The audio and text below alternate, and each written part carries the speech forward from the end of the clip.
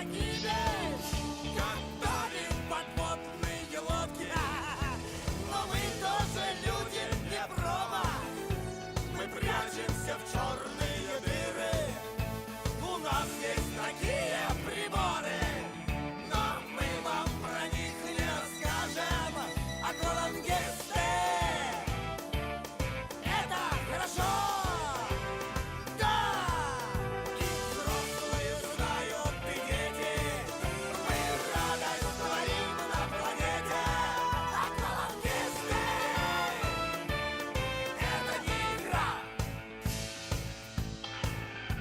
Когда мы выходим на берег, то девочки радостно встают, и мы начинаем рассказы про разные трудности моря.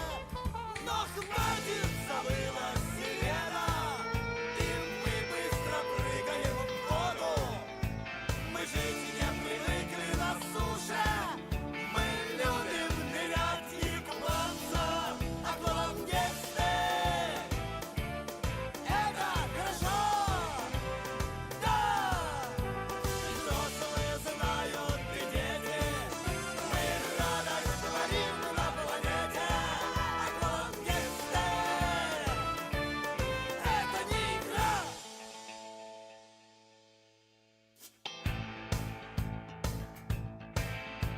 Меня укусила акула, тебя укусила акула, ее укусила акула, да нас всех укусила акула. Аквалангисты — это не игра.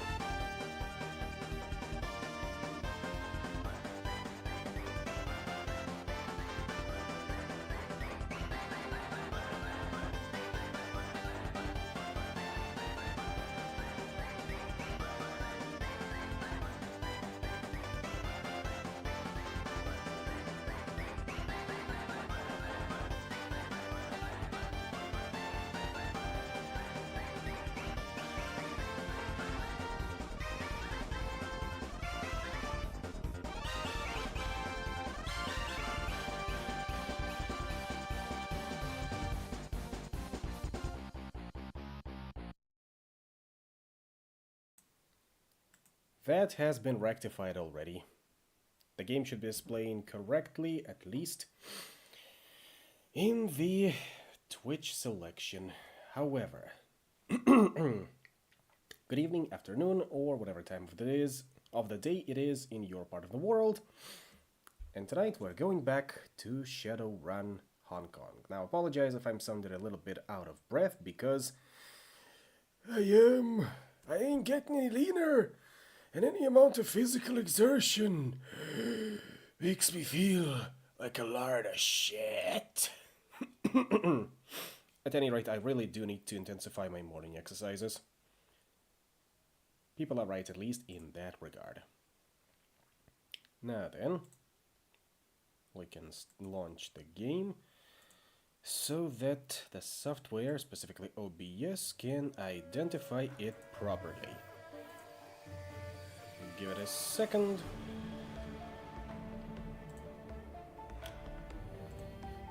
Come on now. There we go. Now work your magic a little bit with me. There we go. Perfect. Now let's see where we left off last time. After all, we have paid data to post over in Shadowland. And hey, maybe there is some new threads to look at. Haven't done those in a while. Indeed, I am fat. Even got a neck beard, which I, of course, will shave come tomorrow. One thing I can be at least proud of is that I've got natural sideburns. Not so much handlebar mustache. It's just that I seem to be incapable of growing hair in that particular part of my body, but that is beside the point. The point is, we're going back to our ship. I don't think we've got anything else to do in here, at least. Everyone knows that bad things are coming, specifically Yama Kings. The only thing to find out is to look to the legends on how to defeat them, or at least make them renege on their contract, or find a loophole in said contract. Postpaid data for sale. Oh, I think I already did. Claim payment for sold paid data. There you go. Whooshing logistical data. 150 new yen, huh? But that was supposed to be according to the achievement, a high security system that we've stolen it from. Great. Hey Val, I was able to cut out the proprietary bits of the files recovered that work a few new yen, but there was a lot of junk dead and none of the buyers wanted. I've decided to archive the leftover paperwork, requisition orders, etc. Nothing special, but I figured I'd keep it on hand. Maybe this will come in handy later. Also, once again, dog is barking on the outside because... summer. What else is she gonna do? Ah, there we go. Landfall, T-24. We are T-minus 24 hours for Typhoon Usagi to cross ashore. I'm signing off until tomorrow sometime. See attached list of met sites if you wish to follow storm progress. White Prism. Typhoon Usagi's periphery will strike Hong Kong within the next 24 hours. With the eye crossing ashore near the San Shaozhen Pingsha-zhen megaplex, 80 kilometers southwest of Hong Kong. Usagi has weakened, but meteorologists warn it is still a very destructive storm. Severe damage and flooding are expected in the direct storm path. We now go to a special warning from the HKPF. Reminder that Chief Inspector Crate is going to be our target after the main campaign. The HKPF and the Security Subcommittee of the Executive Council advise all residents to shelter in place and stay connected to Matrix hardlines. A curfew is in effect beginning at 1600 hours, that is 4 p.m. Strong electromagnetic interference is expected, shutting down wireless communications. Hong Kong will experience moderate winds and extremely heavy precipitation. Landslides and minor runoff flooding are expected. Citizens are advised to avoid hillside roads and under no circumstances to enter drainage troughs, even to recover lost belongings or to attempt rescues. Call emergency personnel who are specially trained and equipped to save lives. The automatic Sick Jong wall was activated at 6:30 this morning, enclosing Victoria Harbor, blocking incoming waves and limiting the storm surge experienced in the harbor to 1/2 meter. The Port Authority indicates that its seawater pump capacity will be easily sufficient to prevent a destructive rise in harbor level, but rolling brownouts are likely as electricity is routed to the seawall's pump arrays. Where's everybody gone on the boards? Kong Ming. Does the term crunch mean anything to you? Blood Meridian. People are running? Won't all the security forces be on high alert during the storm? It's a sheer question of resource coverage, Conming. Like arson and old UCAS sites on Halloween. There are innumerable targets across the Kong. High alert can't be maintained at even a fraction of them through a typhoon. This is the fight the A-teams on both sides always know is coming. But can't the Corps just plan ahead and hire more people? Blood Meridian? Are you there? Anyone? And yeah, we do have our fair share of hedgehogs appearing in our garden, so we always have a blanket on standby to pick them up and carry them out onto the street. They are lovely creatures, even if they are scared for their lives when we do pick them up. But lovely. I hear they're pretty good insect catchers. Wonder what it's like to have a pet hedgehog. Then again, I do have, if I ever have an exotic animal as a pet, I think I'd rather have an owl. Lovely birds. Very lovely. Well, everyone's gone out to do their things because, well, it is almost that time. You know what time it is. That time when everyone is out Shadowrunning. Leave some 6 outside. No. I'm gonna need those for myself. Otherwise, that's just how I maintain the sweet, smooth voice you're hearing speaking right now.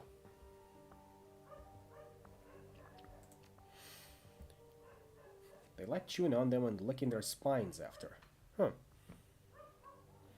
Oh, that's novel to me. Think this should be fine. We have Nitro, we got Force to Earth Elemental Fetish, 1 Trauma Kit, 2 Advanced Med Kits, and 1 Shamanic Salve. Plus the spells. Heal Wound 1, Mana Bolt 1. Maybe we should upgrade the Heal Wound to something more significant. If such an option exists in the nearby shop. Keeps the fleas away because of the arsenic. I see. The more you live, the more you learn. Now, Crafty, tell me you've got something better than Heal Wound 1.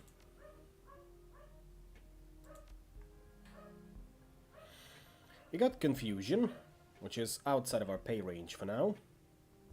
Same with Petrify. And same with Spell Focus Fireball 2. What else do you have? Mana Bolt 2, Lightning Bolt 2, Stun Ball 2, Stun Bolt, Distraction, Glue, the Glue, and there it is, Heal Wound 2. 900 yen. Also, Spell Focus Life Siphon. An initiate level blood magic practiced by the mages of Aztlan. No, not a fan of blood magic, especially if it's from Aztlan of all things, so I'll just take Heal Wound, thank you.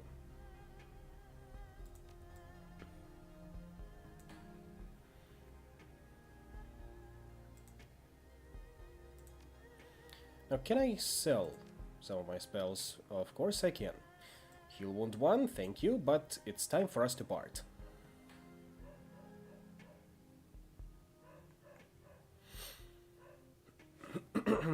And I think I can also sell Secure Mage Clothing. I no longer need it. It's pennies, but it's something. So thank you, and until next time, Crafty. It's been genuinely nice speaking to you.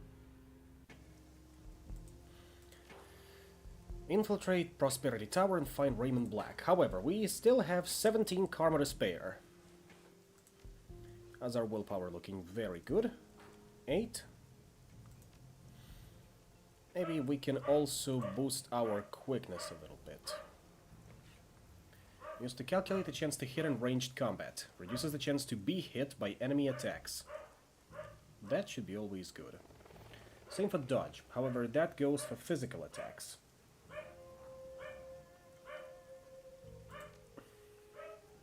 Then again, can't go wrong with body, because that's just more HP for us. And some bioattack for more efficient heal. Like that. 1 karma point left, which we are going to bank.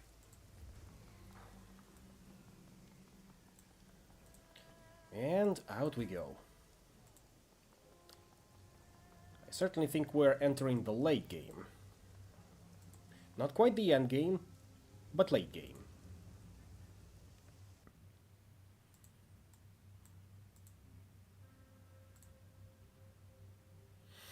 Infiltrate Prosperity Tower to rescue Raymond Black. We are, of course, taking Isabel with us. I'm thinking we take Duncan and Gobbet, the original crew.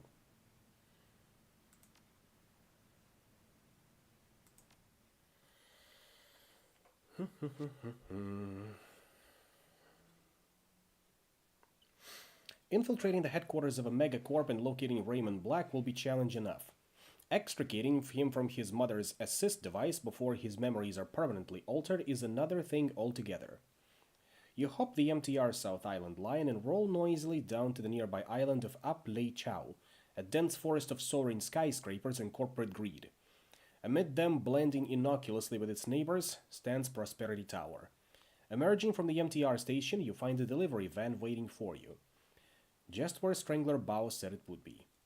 You pull the van around the building to the loading dock of Tsang Mechanical Services and its CEO, Josephine Tsang. Our adopted grandma. Now, nobody else needs anything? I suppose Isabel can grab Hyper EX. Duncan can take Toko. And Gobbet can take Nitro and Relaxin.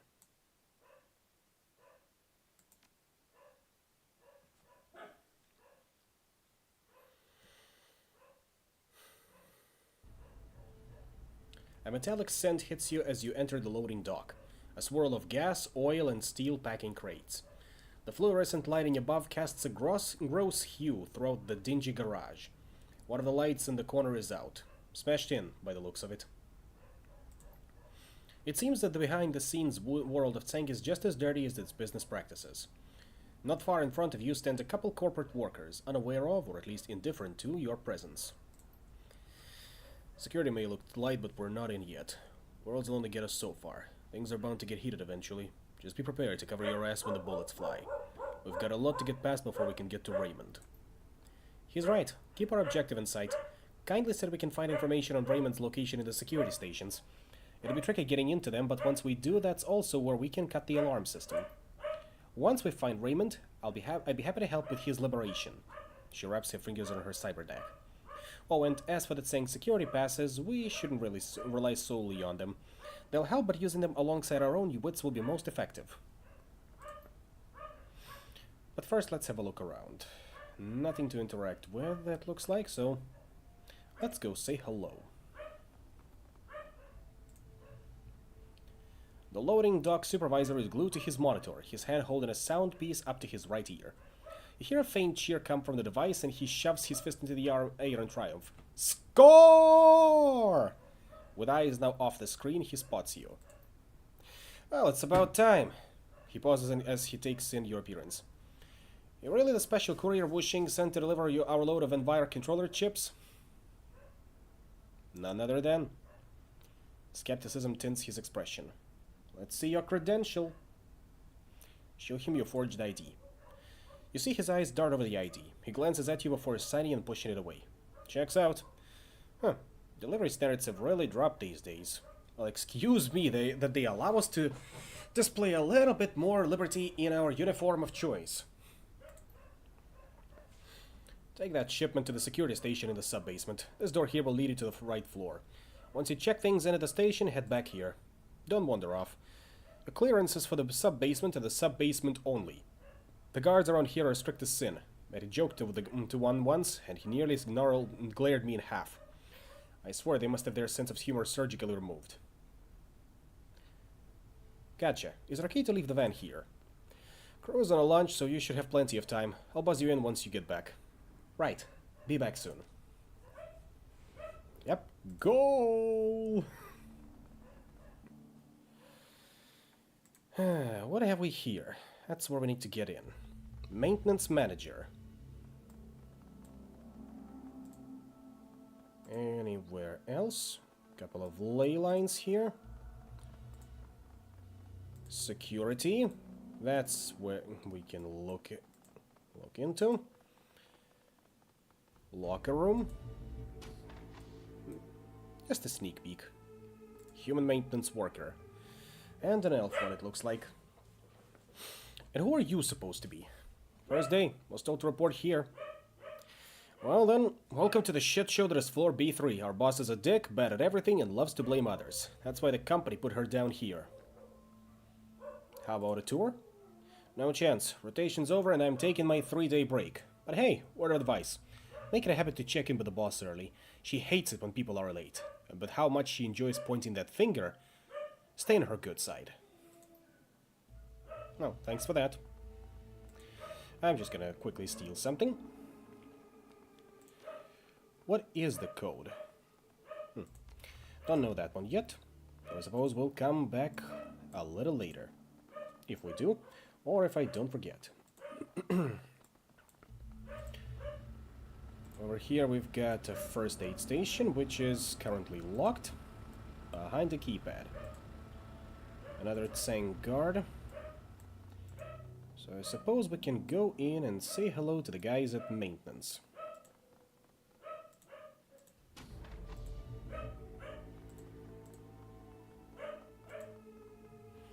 You're greeted by the sight of a dwarf leaning against the desk, nose deep inside a book.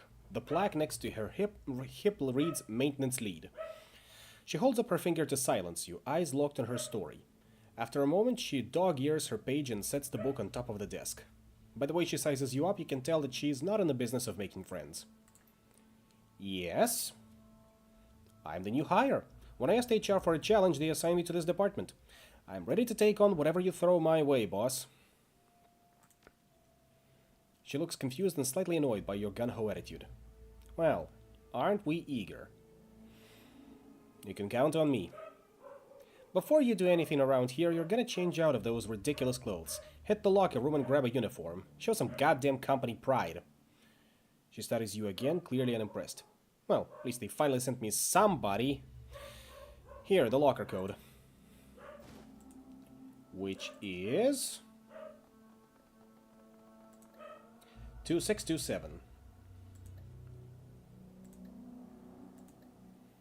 Hack security network nodes to weaken Tsang's security. Find evidence on Josephine Tsang. That's where we enter security. However, let's put on our disguises first.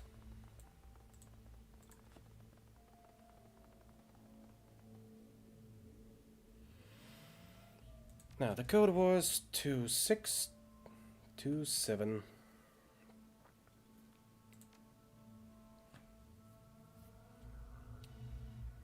Yep, here we are. Blue as blue collars go. The rest of the team begrudgingly rifles through the locker, picking out uniforms closest to their size. One by one they button up and soon a hodgepodge of frumpy maintenance workers stand before you. A little tight in the arms, but great in the hips. I could really tear up a dance floor in this. Gobbet swivels her hips and spins on her heel. When she comes back around, she grabs her chin and strikes a pose. This is the pose I'll use to win hearts. She straightens up and pats the uniform. Hope Tsang doesn't mind if I, keep this. I'm sure they won't mind.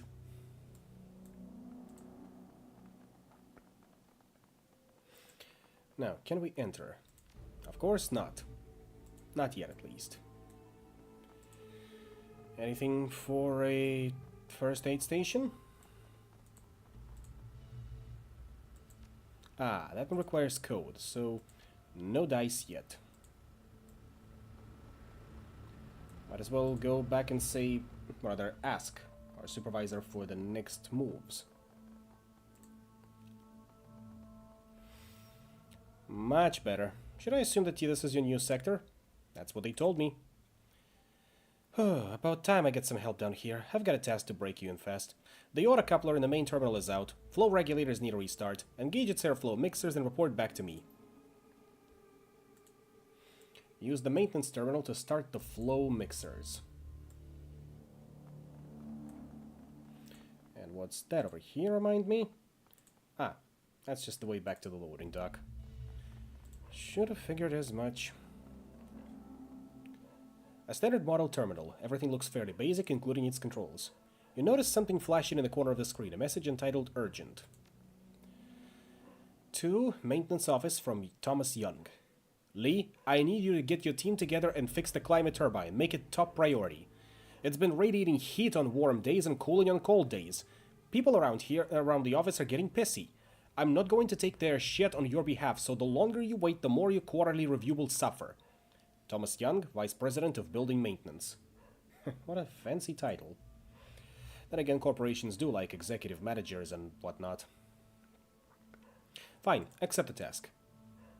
And reboot the controls. Anything else?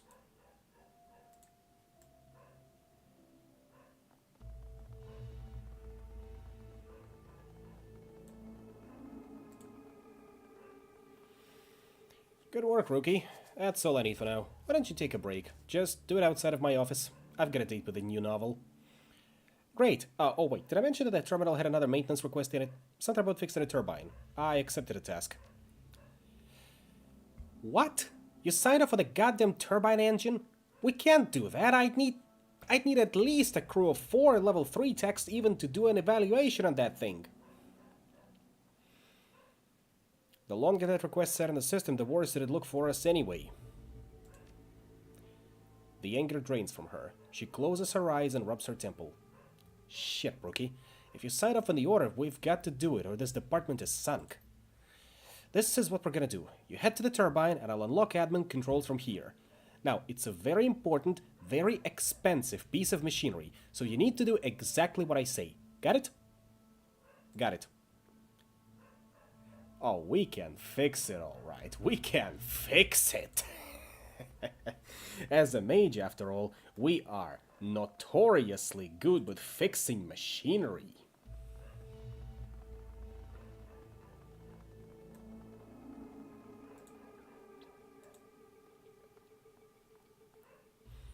A live video window is open in the middle of the terminal screen. You see the face of the ever-tense maintenance manager glaring back at you. Alright, rookie. I've started the turbine in standby mode, so its electronics should be working. I need you to troubleshoot the issue from your end while I reference the machine's manual on my end. Now let's see.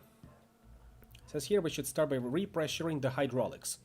There should be a program on your terminal specifically for monitoring and controlling the turbine. Once you're in there, select the hydraulics and hit the appropriate command. Done. Well, that's something. Indicator lights are still red, though. Sometimes the engine's seismoradar connection becomes misaligned, so try adjusting that. Shouldn't need to move it more than a couple centimeters. Done. Huh. Maybe the rotor speed needs to be recalibrated.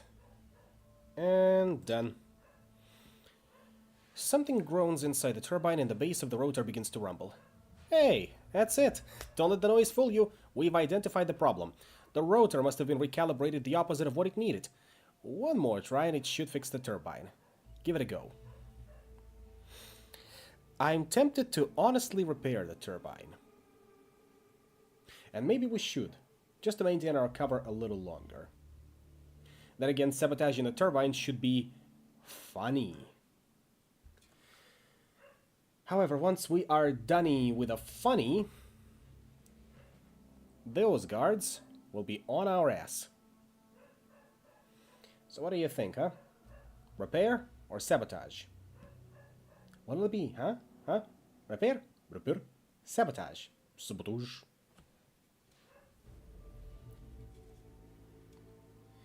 While I sip on this non-stop.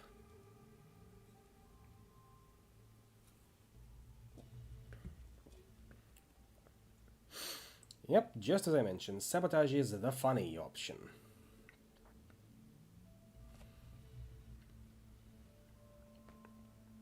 So I'm gonna assume you're leaning towards sabotage then. Alrighty.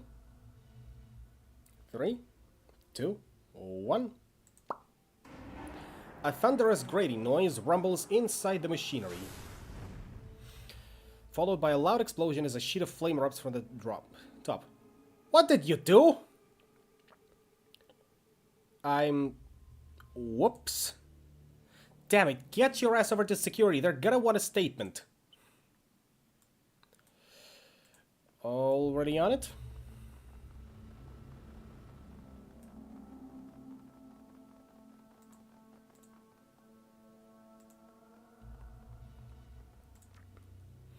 A muffled, annoyed voice shouts from the other side. What? I'm the person who blew up the turbine. I'm, supposed to make a statement? Lucky you. 1 second, I'll let you fill out the property damage forms on our terminal. Alright, come on in. Just don't go poking around the security system. Stick to the forms. Terminal's in the back. Yeah, sure.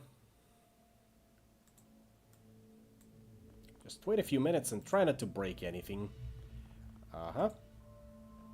Uh-huh. Shh, shh, shh, shh, shh, shh, shh. Isabel, in you go.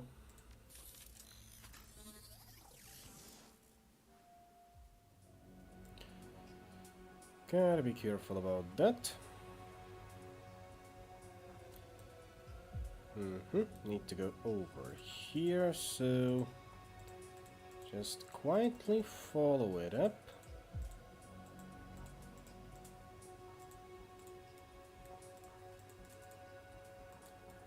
Like that. Aha! That's gotta be the prosperity terminal, right? Security node through here.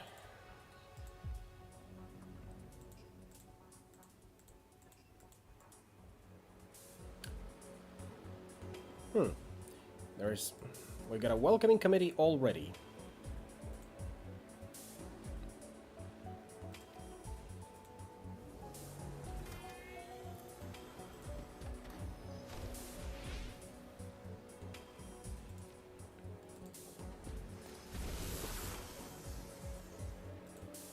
One more. Very good. Another tracer that we'll need to take care of.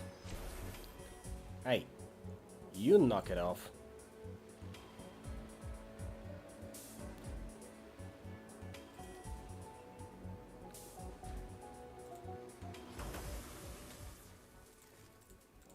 And gotta move, gotta move, gotta move.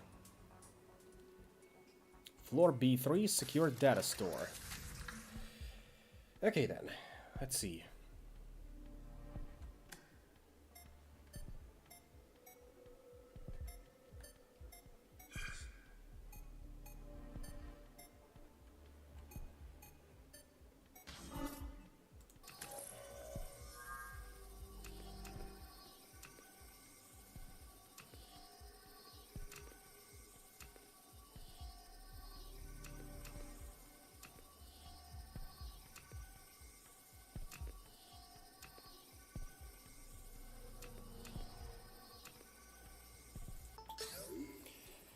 There we go. Floor B3, secure data store. Internal announcement, Tsang security increase. The Tsang company has increased its security measures in a company-wide movement to protect its investments. Tsang's actions on this matter are to remain company knowledge only. Any mention or leak of this information will not be tolerated. Employees found guilty of divulging said security movement to outside parties will be blacklisted and purged from Tsang Mechanical Services. Security protocols will double throughout Tsang proper. In the case of Laboratory 12, security will be enhanced threefold for optimum protection. Those who work in Laboratory 12 will be upgraded to Omega level clearance. Admittance to the laboratory will be heavily monitored and all visitors must have Omega clearance or higher with critical business in the area. The captain of the station has pre-approved the limited release of Laboratory 12's elevator code to Omega personnel. Receipt of this message is proof of your authorization. Warning, this information is highly sensitive and should remain restricted to Omega Plus knowledge only. Violators will experience aforementioned blacklisting and company purging. After a quick scan of the data store, 2 message threads stand out. One about the locker room, and a second about the first aid station. Thread between maintenance and security. Did USS change the locker code again? Sure did, but only because your department forgot to do it. I don't need your USS, I need the damn locker code. 2626. You're welcome. And a note regarding first aid station. Notice of security update. Apparently those dicks over at maintenance have been tossing their crappy broken gear into the first aid room. So I changed the door code. It's now 4990. If they get pissed, just remember that it's a medical facility. The pricks will be spewing up thanks to the next time they hack someone's arm off with a loader or whatever. Signed, Vincent, security engineer. Okay, remember the codes, right? 2626 4990. Now, let's get out of here.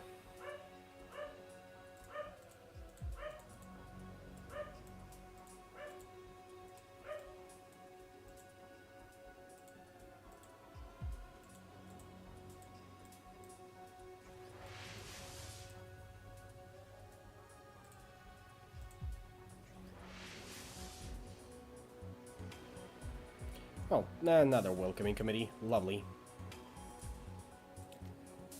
Deploy all of our friends.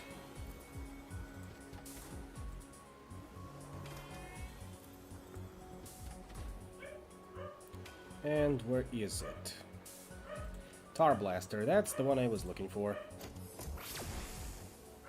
Have fun out there, assholes.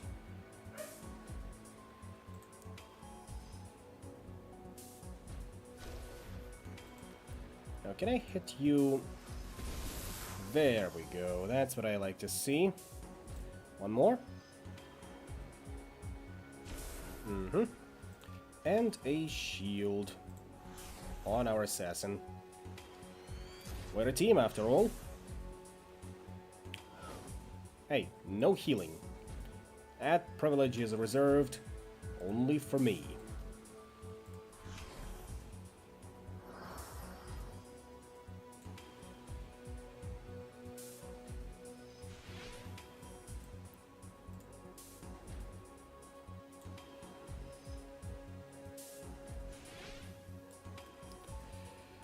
Highly unfortunate for getting all of those misses practically point blank, but that's how Matrix works. At least we got all of them. And I say that because we do got all of them. Security network node B3, another one. Okay. Ready up.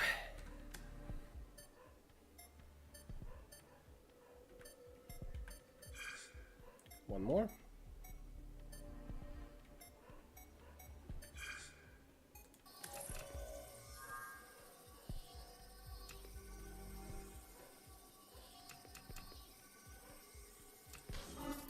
No, not that one.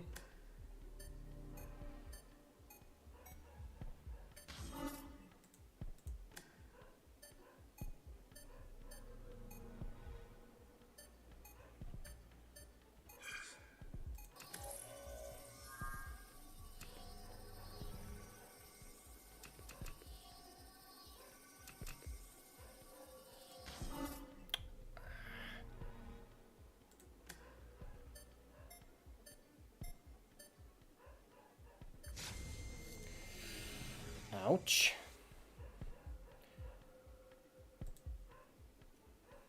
I think we can force it this time. What do we have here? You hack the node and the vulnerable network is quickly infected by spoof programs. Within a matter of seconds, the program spread across the system, sending false security alarms throughout Sang. The security network is becoming less and less stable. More guards pick up the summons to locate each alarm's origin, but they continue to only find dead ends. That should keep them distracted for some time. Now, let's get out of here.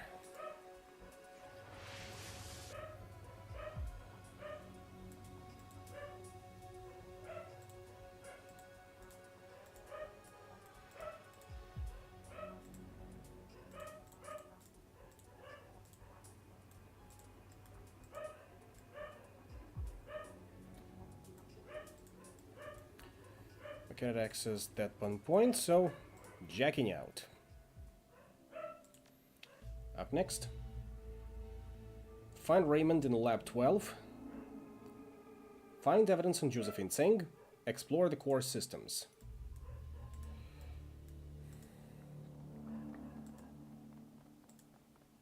All done over here.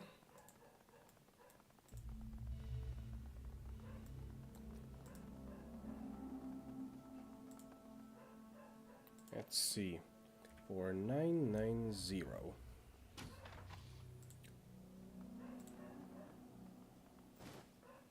Ooh, platinum trauma kit. I think we're gonna be replacing our...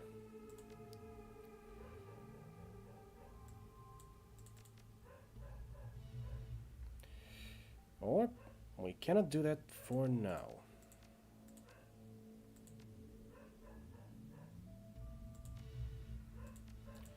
We give it at least to Isabel, please. Because that's pretty good.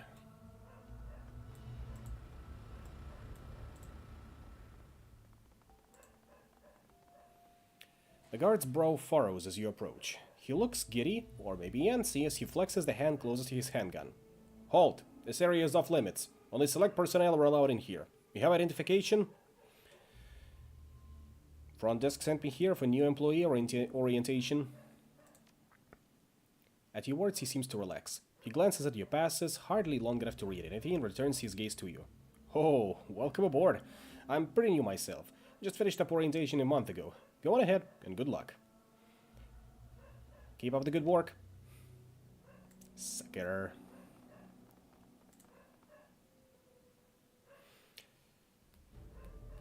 So, floor 26, sales and acquisitions. Floor 49, thaumaturgical research. Let's go to floor 26 first. Gotta introduce ourselves to the receptionist.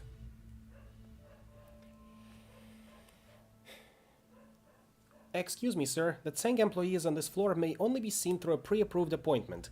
Not even maintenance is exempt. Do you have an appointment? I have a meeting with Mr. Johnson. Stunned eyes meet yours. She knows what that means. You watch her muster up the courage to respond. You'd better have leave right now, or I'm calling security. I don't know what kind of community you think we are here at Tseng Industries, but I do know that... Her eyelids flutter and she stops speaking. She appears to be listening to something, most likely through a headset. A moment later, her nervous expression melts into one of professional calm. Mr. Johnson will see you in the executive suite.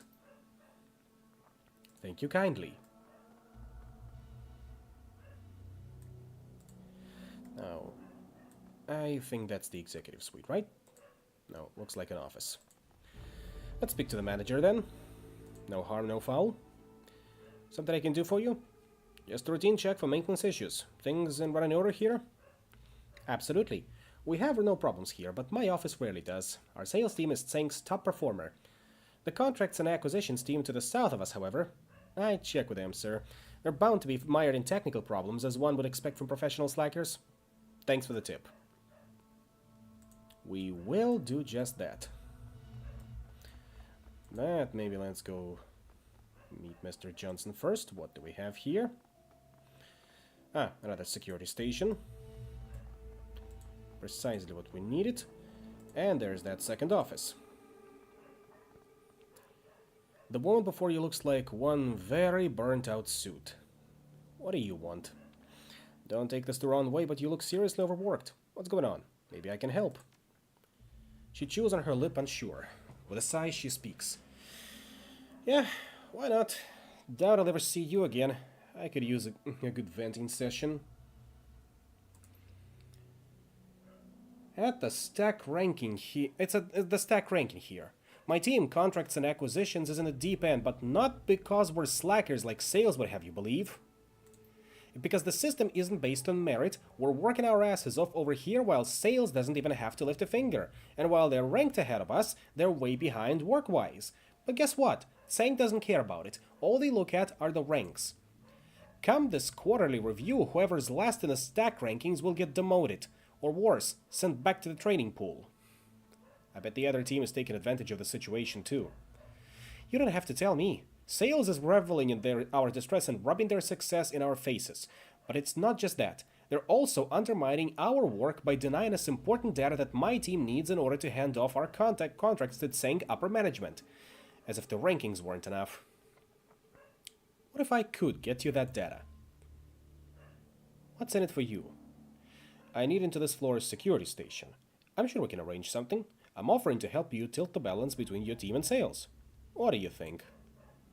I have the code, but... But what? I'm not supposed to have it. I technically don't have the credentials either. I'm kind of seeing one of the guys in security. He wanted me to have a safe place in case anything ever happened here.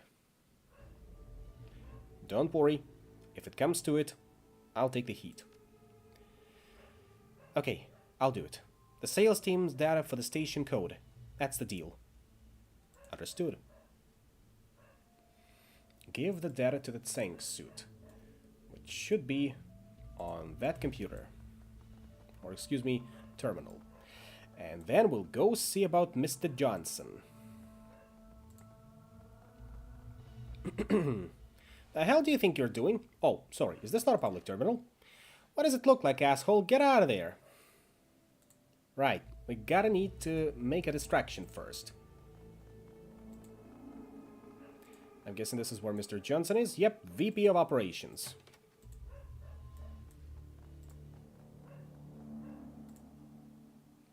A calm, stern-faced man stands before you. He casually checks his watch as he addresses you, his voice tinged with boredom. I've been expecting you. Like the maintenance uniforms, by the way. An enemy in our skin. Classic infiltration tactic. This doesn't bode well. Now, let's not jump to conclusions about each other's characters. In fact, I want to help you out. Are you done yet? I have places to be, people to kill. He snaps his fingers and the guards behind him train their weapons in your position. Before you decide anything, at least hear me out. You are in a position to come out of this with an edge against Tseng. That alone should be enough to pique your interest. Alright, speak. It just so happens that you've stumbled into the right place at the right time. He keeps his gestures subtle, but he can't hide the cockiness in his voice.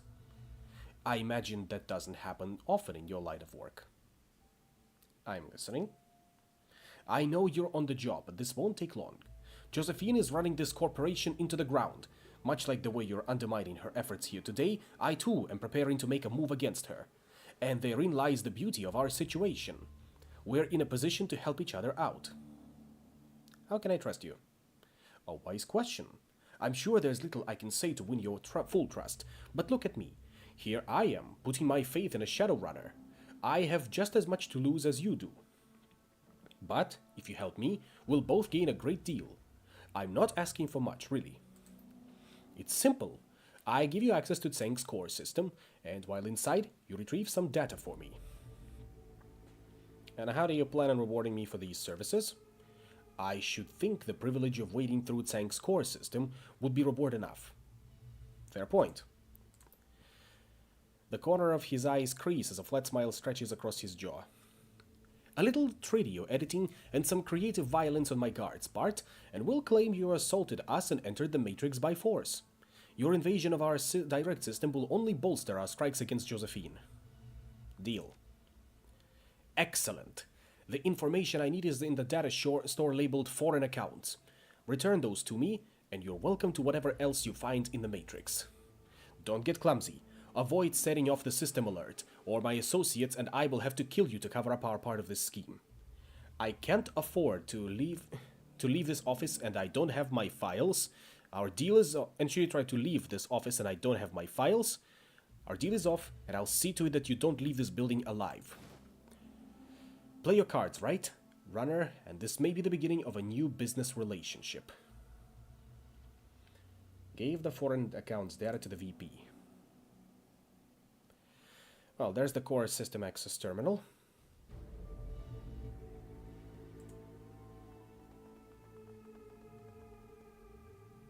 Isabel, you're up.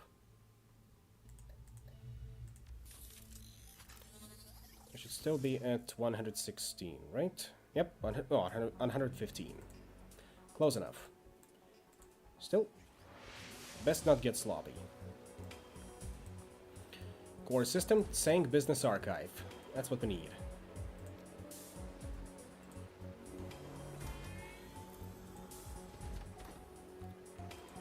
Killer. And another blast. And assassinate. That was quick. And there's foreign accounts. First, we'll grab Tsang Business Archive. Ooh, that one's gonna be tough.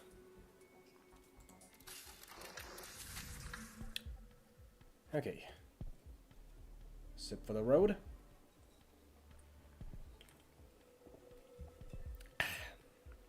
Here we go.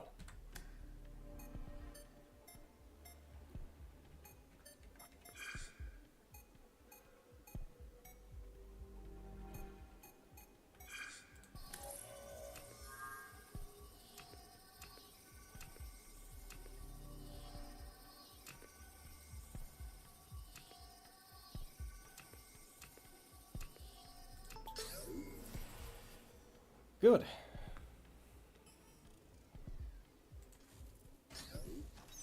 A series of holographic components spring forth from this data archive, linked by relational vectors.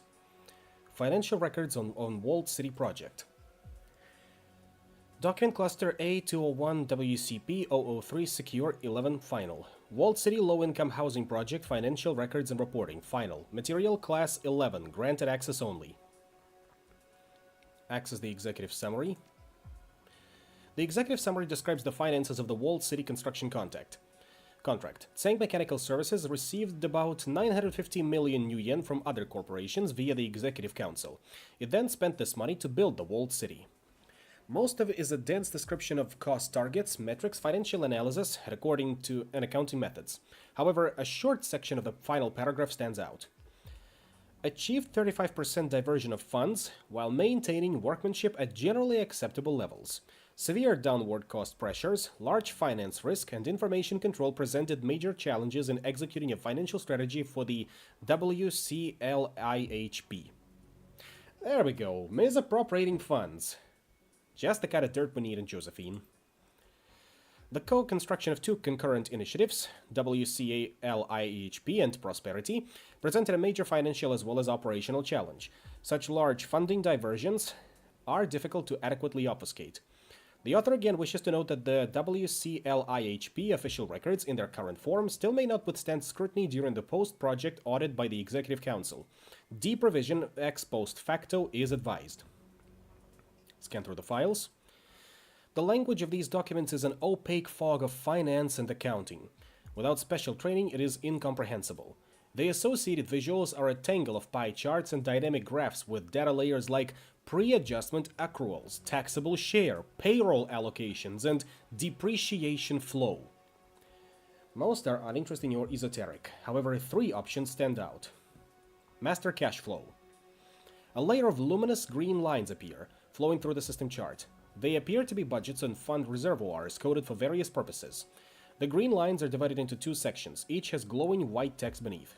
Section 1. Project receivables 943,410,184 new yen. Funds reallocation 609,480,194 new yen. Division percentage 35.4%, as we've learned. Section 2. This is an enormous scrolling list of Walled City construction expenses. Next to each is a single word: redacted. Utilities and excavation. A dense network of tiny nodes and branching lines appears inside the system chart. It seems to be a granular mapping of all utility-related allocations, expenditures, and assets. An organizational hierarchy forms beside the system chart, listing upper management of the utilities component. At the top, you see a familiar name. Edward Tseng, Vice President of Special Projects, aka Raymond Black. Directly beneath him are two subordinates. Cameron Yu, Construction Engineer, Excavation and Utilities. Under Cameron Yu, a full organizational chart fans out dozens of names and positions. The name of the second subordinate is missing. In its place is a single word, redacted. Under the second subordinate, a much larger organizational chart appears, with hundreds of nodes. In this second chart, however, the same word accompanies every node, redacted. Well, they're already cooking the books, it seems. Funds reallocation substructure. Thin threads of yellow light spring from numerous nodes in this huge system chart and begin flowing through others. The yellow threads snake down below, bouncing through a series of nodes and changing colors, until they converge into a single brilliant point. An incandescent white word appears beside it. Prosperity. Prosperity node. No file exists at this location. Fine. Close the files, download the file, and disconnect. Now for our end of the deal. Foreign accounts.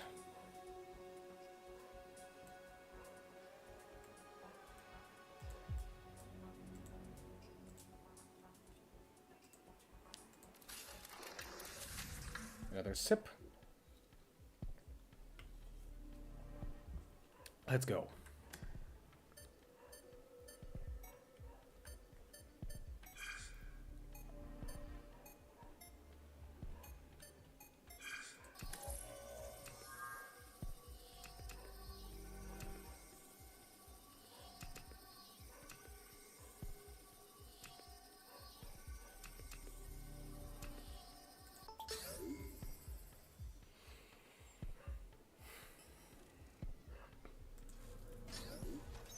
Inside the foreign accounts file is a series of recent transactions.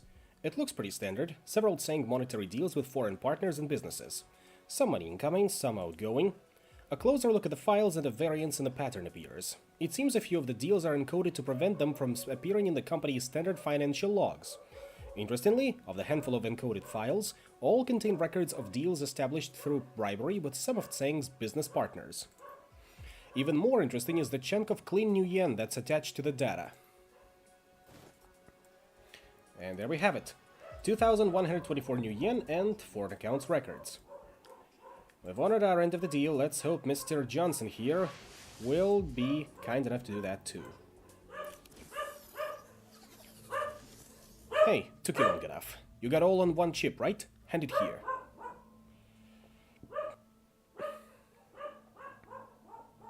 Should we give him the money though?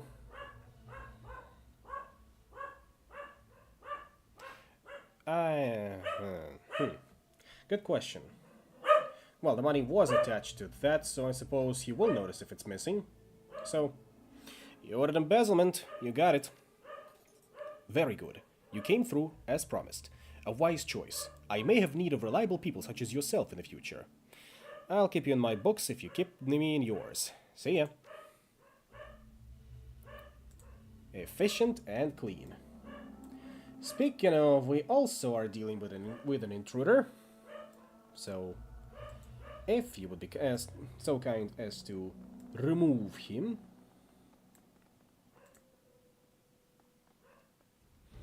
Did he get it? Not yet.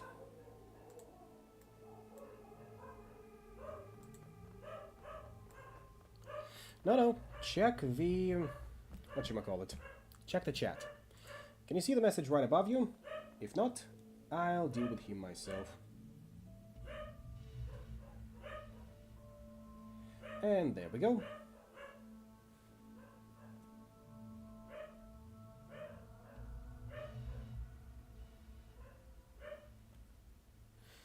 Yeah, looks like that message was hidden from you. But he came back nevertheless. How can I help you, sir? Got a word of our level 8 maintenance issue right here in your office. If it's not fixed now, things will get messy. I need everyone out of this room for the next half hour. What kind of issue are we talking about? Bolivian creeping mold. Building's been struggling with it since 51. It's toxic if you inhale its spores and you've got it in your air ducts. I heard about that on the thread. Everyone, this man has just informed me that there is a maintenance emergency in our area. I need all of you to drop what you're doing and leave so he can make his repairs.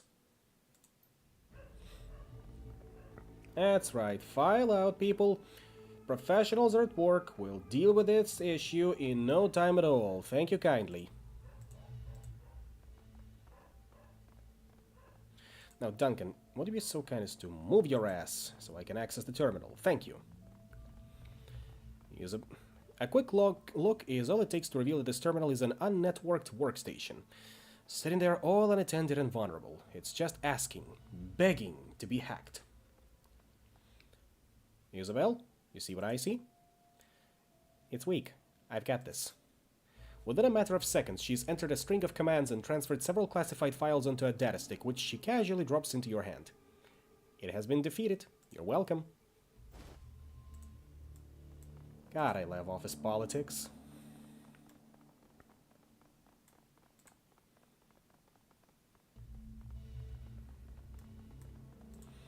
When I'm not on the receiving end, that is. Did you get it? Right here. Yes, perfect. Thank you. As promised, here's the code. I'm not going to get into any trouble, right? You covered your trail? Don't worry about it.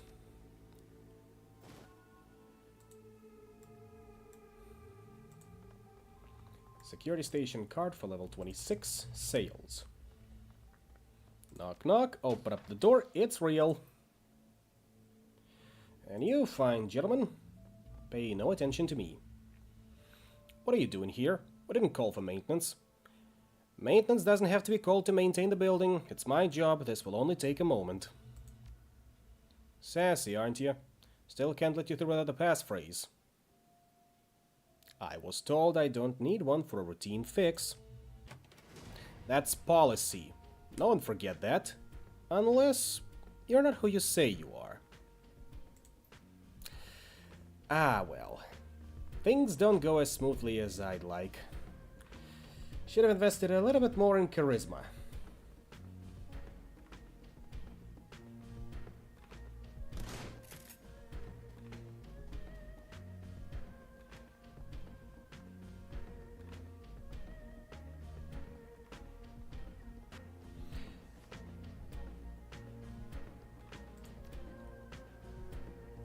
Things shall get loud now.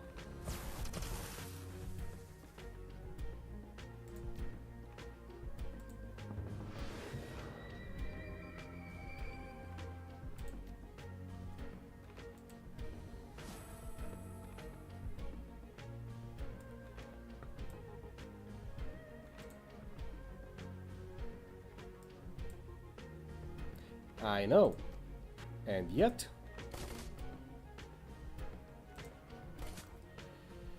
we do what we must.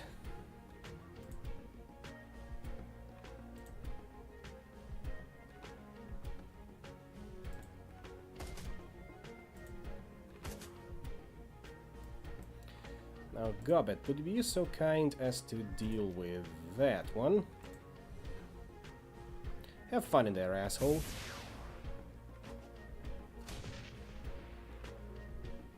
Nice grenade.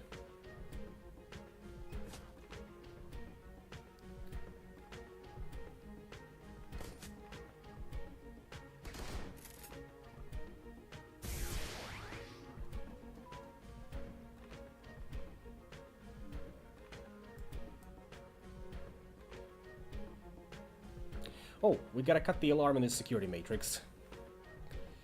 Should have remembered that fact too. Gotta hurry up.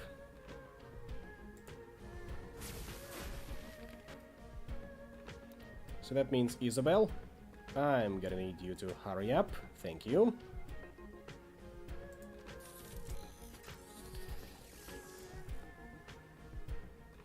Now Duncan, 91%. I have faith in you, brother. Spit your shit indeed. Speaking of spitting your shit, grenade.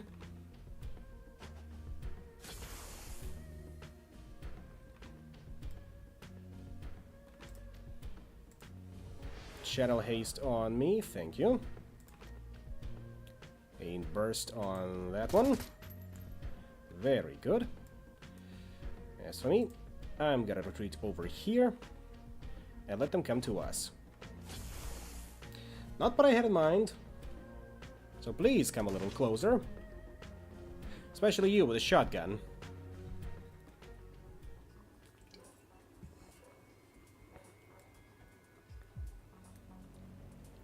Lots of drones over here.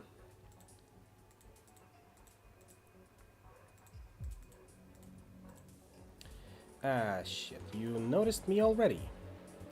Well, I suppose that can't be helped. 1, 2. Ah. Of course you did. Well, fine then. Catch. I'm running you assholes out of business.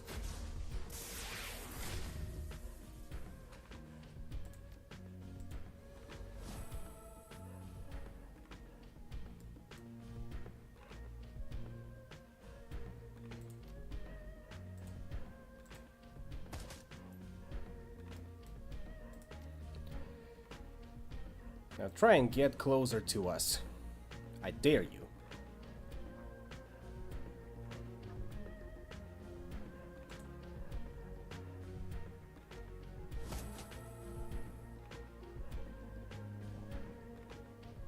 Yeah, you have fun over there. And stop throwing grenades.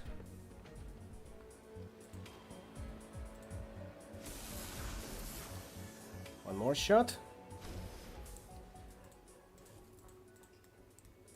Alarm window, alarm window.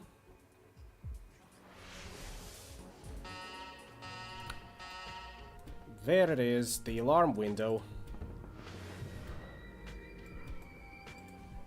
Things are not going exactly as planned. And that was not what I was going to ask you to cast, Gobbet. Still.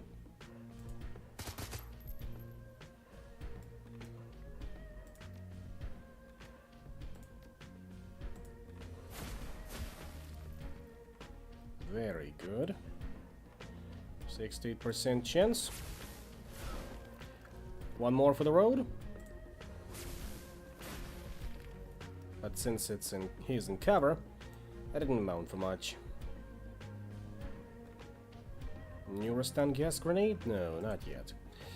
I think a regular one will do. Or short controlled bursts. That's all you need to succeed in this life.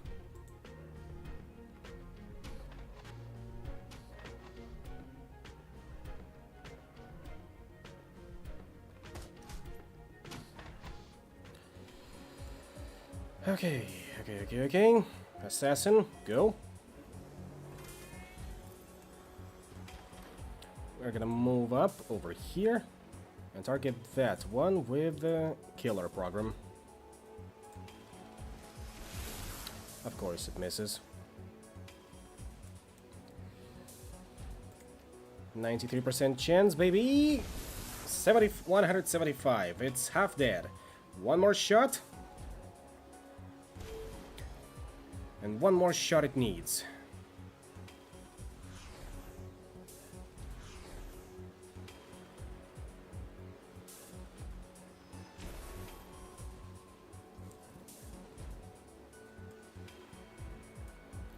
I guess we're disposing of you too, huh? Or not?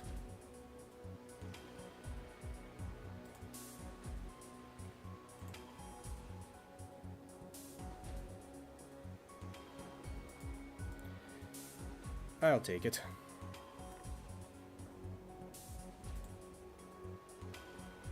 Ah, there's the second one. Almost didn't see you there. Almost took you for a raider, I did.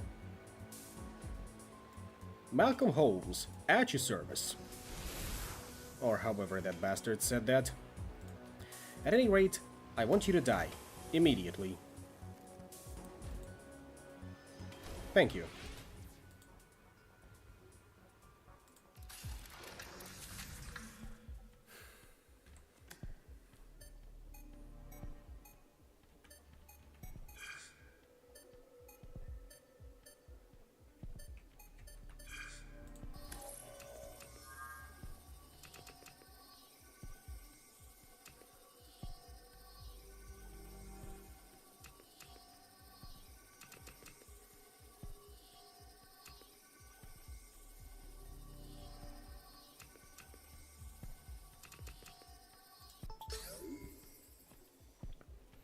Okay, security network node, floor 26. You hacked the node and the now vulnerable network is quickly infected by spoof programs. That's everything we've read already.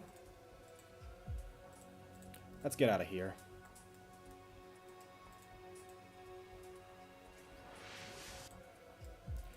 What do we have here? More of you. Nothing we cannot handle. Nothing. Absolutely nothing. We are professionals. Why would I do that? Because you need to have fear in something. And if it's not fear in of God, it's a fear in something else, omniscient, and very, very close to you. Not exactly right behind you, but close enough.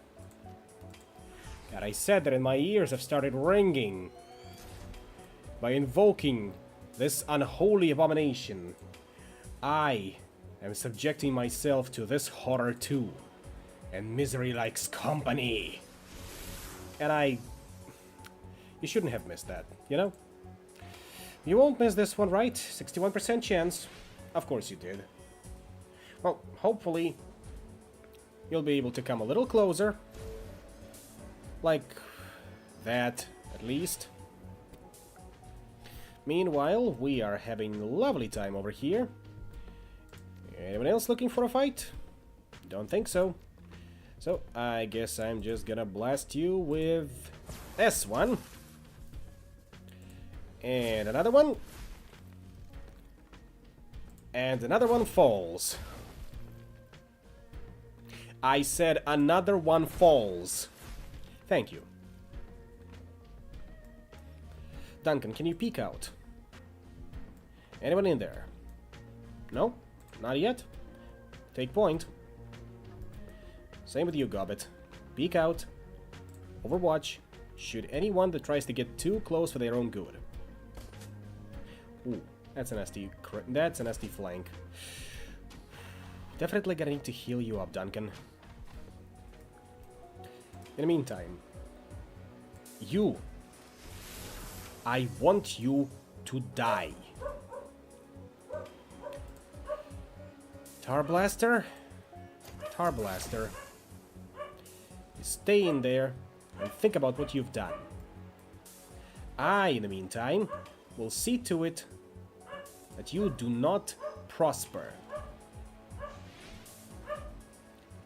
Otherwise, we will have an altercation that could have been easily resolved.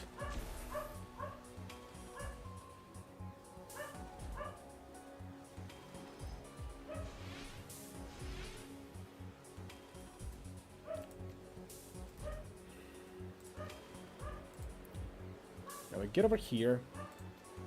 72% chance. Good. Same for you, 63% chance. Done with. Now hurry up.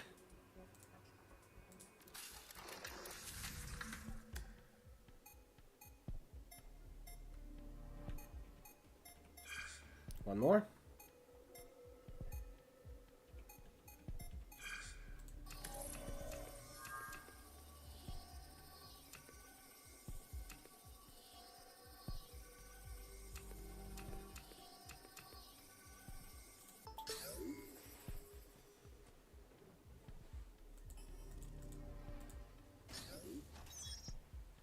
The captain of the station has pre-approved the limited release of Laboratory 12's elevator code to Omega personnel. Receipt of this message is proof of your authorization.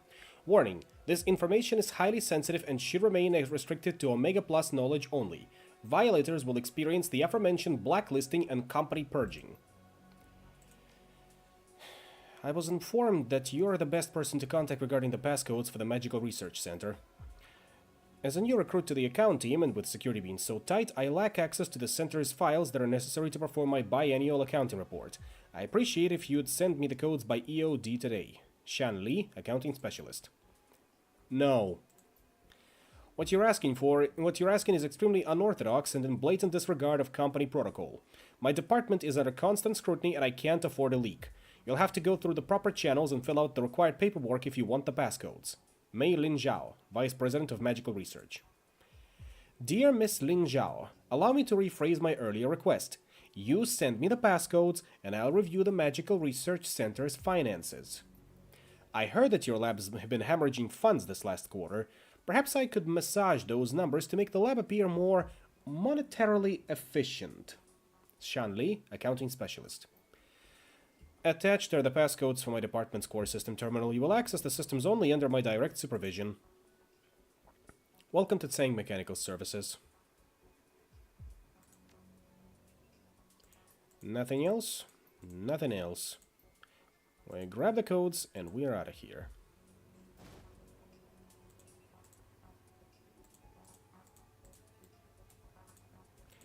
Special Projects passcodes, Lab 12 access codes. Gotta hurry up.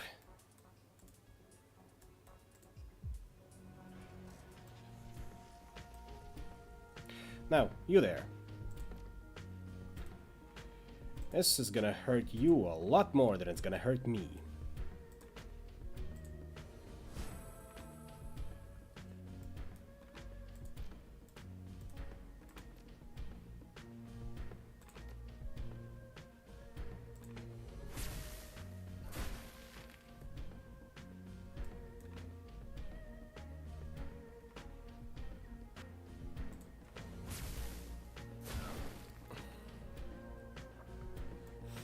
Isabel, you're right on time. Hurry up. Pull out your grenade launcher. 58% chance? I like those odds. And now...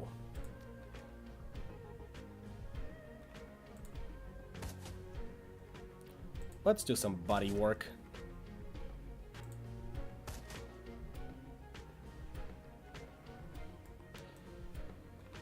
Gobbet, would you be so kind as to... uh-huh. And another one. There. We're done here? Not yet? Ah, one more for the road. Two more for the road, fine. I don't suppose we just need to battle our way through to the elevator, right? That'd be... extremely unwieldy, but hey. First of all, Eagle Totem. And now, Chain Lightning. On you.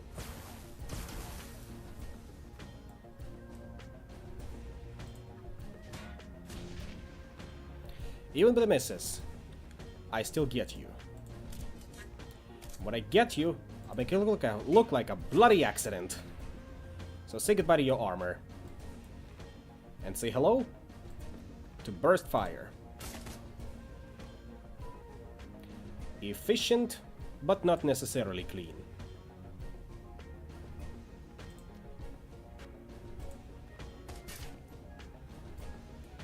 Now, Gobbet, would you be so kind as to finish him off, please? Ah, shite. Fine. At least heal up Duncan. He's suffering here.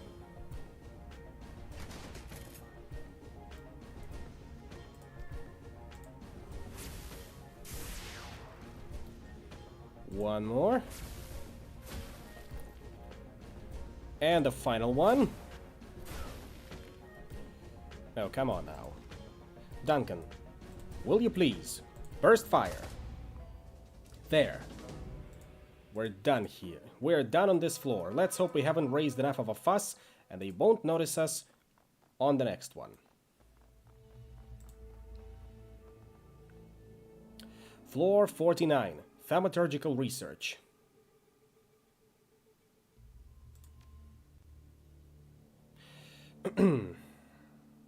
Evening, gentlemen. Whoa, slow down there. This is a restricted area. I'll need to see your ID. I really need that Charisma 7. Is that right? Got someone here saying he was maintenance. We have anything like that scheduled?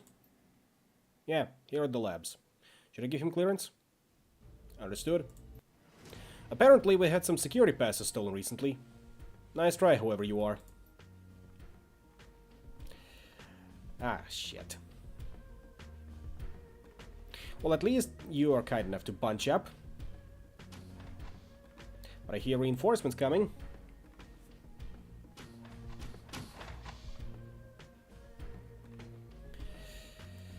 So then. Eagle Totem. And Chain Lightning too. All reliable.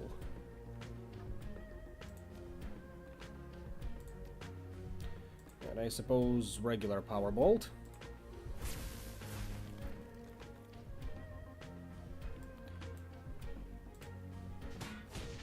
Like that. You'll love to see those crits. Even if they sometimes don't land, they still shred your armor. And that's all I need to see. Burst fire, Duncan. Send them back where they belong, the sons of bitches.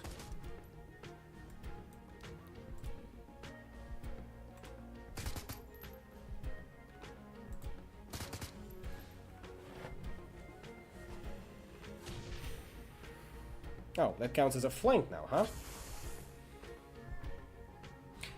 Apologies, wasn't very familiar with your game. Yeah, just get it out of here.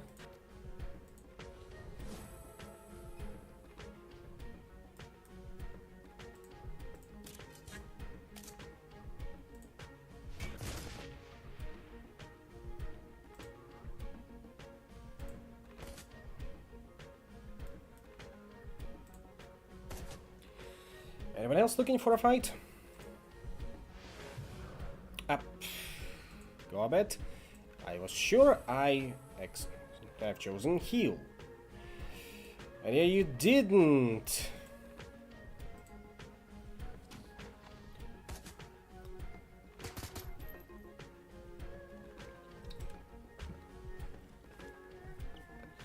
Another grenadier and a mage.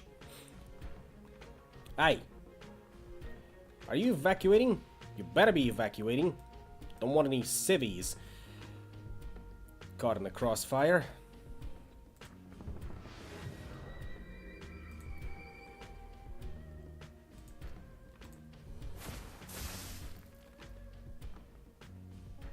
That's some good body armor. Would be a shame if something were to shred it.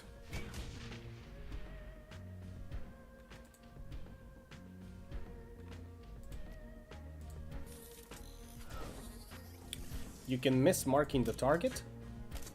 I'm shocked. Shocked.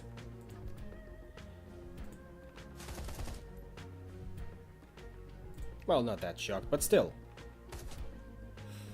Good hit.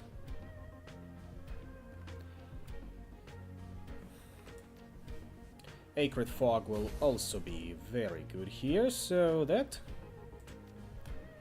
And full auto. Well, come on in. Don't be shy. Hey. You better watch yourself.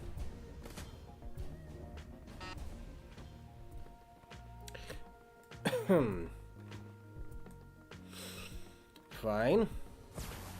Oh, you mother...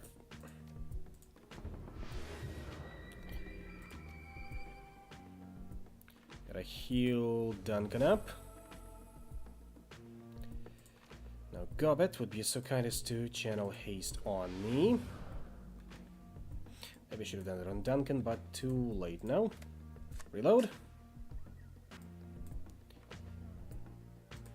Grenadier is the top priority because he's got a grenade launcher. And while we are not the only one with he's not the only one with a grenade launcher, he nevertheless remains a top priority. So, goodbye for now.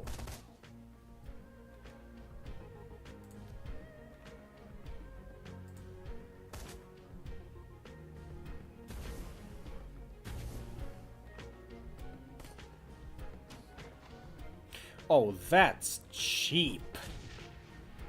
Then again, shouldn't be Should not be unexpected.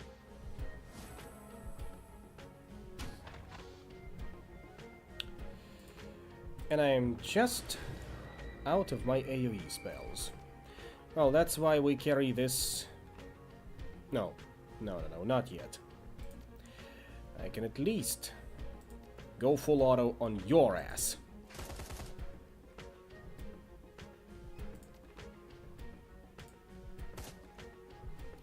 Geek the mage first, golden rule.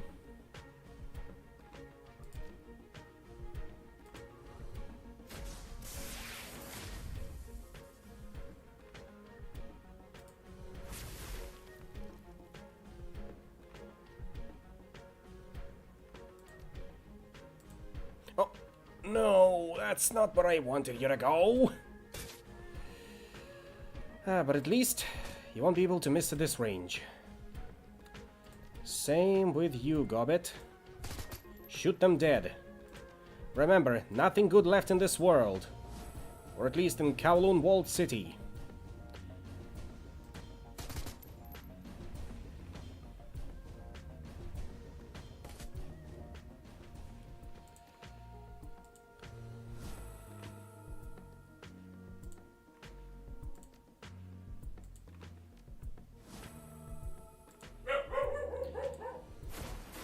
And another one. And another one falls. Yes, not even Kowloon genetic romances. Or, excuse me, generic. Security station card for level 49. Research. Now, one more shot. And you're dead. We gotta move.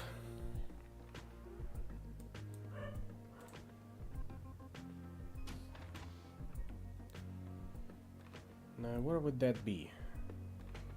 Down here, I suppose.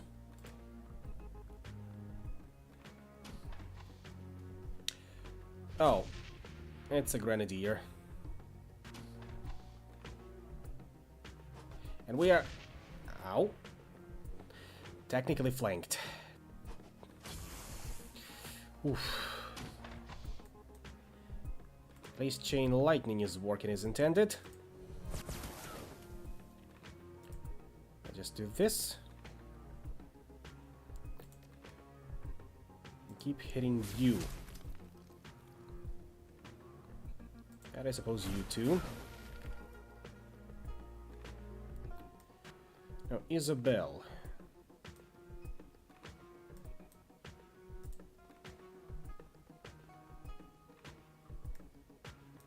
I'm gonna need you to start running. Meanwhile, we are gonna try and hold them off as best as we can. And a 1. And a 2.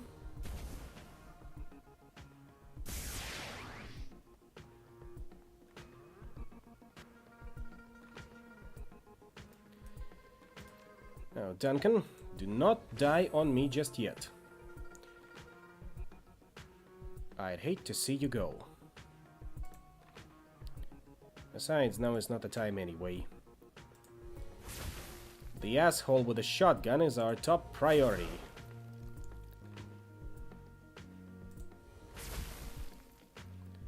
Unless the Grenadier wakes up soon, in which case we are very boned. Use the key card. Get into cover. Start blasting.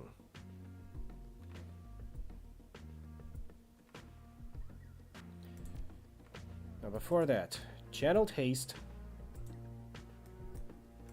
What, you can't do that here? Fine, move over here. Channeled haste on Duncan. Blast the Grenadier with full auto. There we go. That's what I wanted to see. Now if you would stop flanking me... Ow. That'd be much appreciated, but you know what? Beggars can't be choosers, so have a bolt to the face. How do you like that, huh? Bunch of assholes.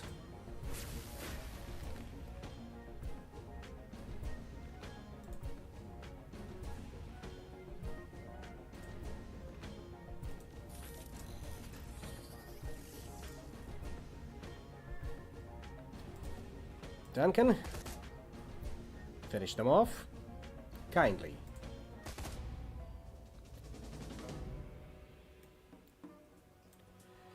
Meanwhile, back to Isabel.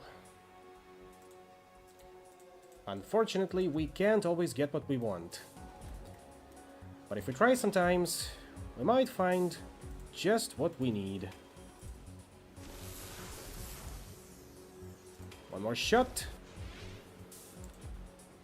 Two more shots.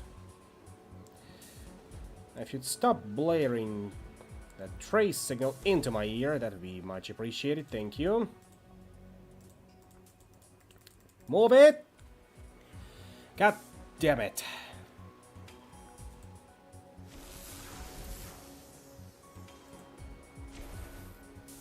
One more shot is all I ask. Thank you.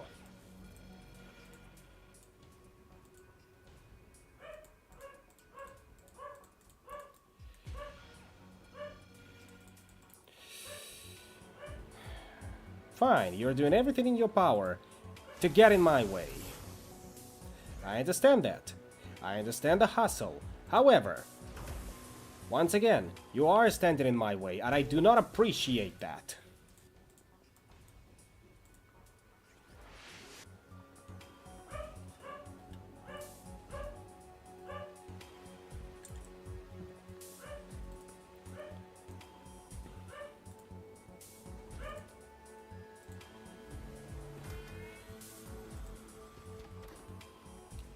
Now get me the shield as well.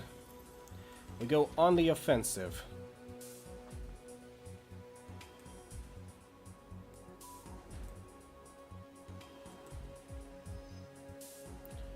%50 chance to hit, baby. 60% chance we're gonna miss that one. We didn't. The cover is still mitigating the damage. Gotta be a little proactive. But be mindful of the fucking Watcher IP.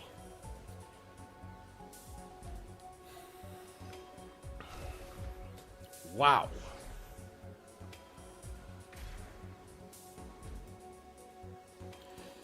I will be on my ass soon at that rate. And I am not gonna be happy with this. Still, get flanked, you motherfucker. And we continue our barrage. Good effect on target.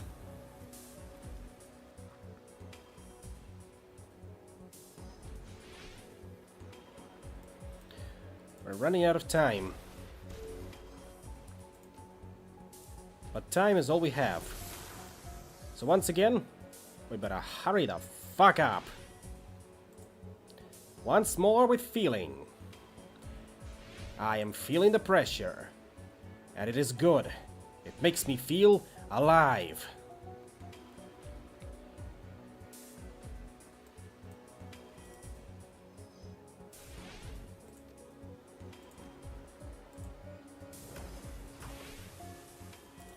I am going to eat your entire soul, you little miserable program. Like that.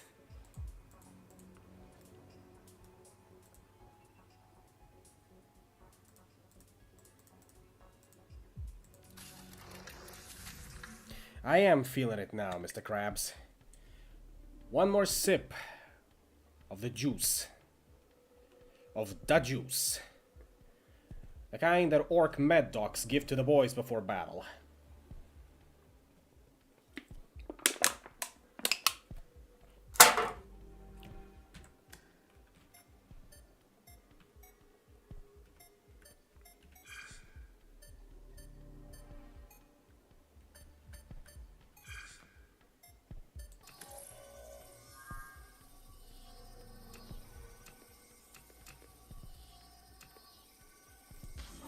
What?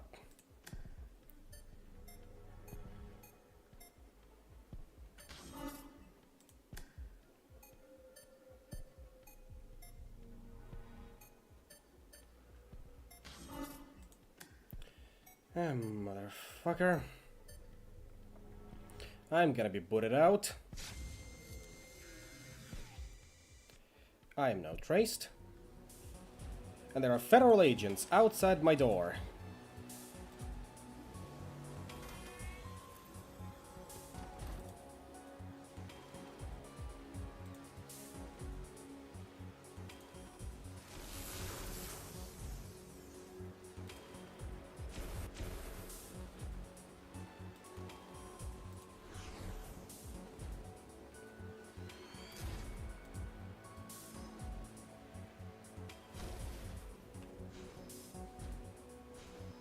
Just gotta survive this one. Just gotta survive this one. I have a feeling I will survive this one.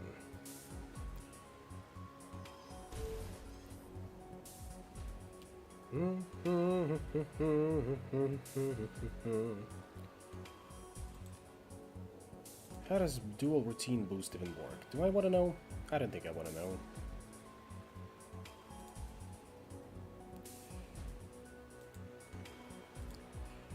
There it is, Sniffer. Also suppression. Should have used that one beforehand, but oh well.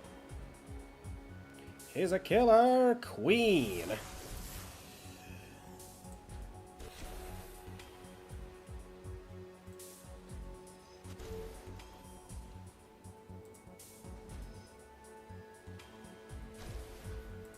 One more.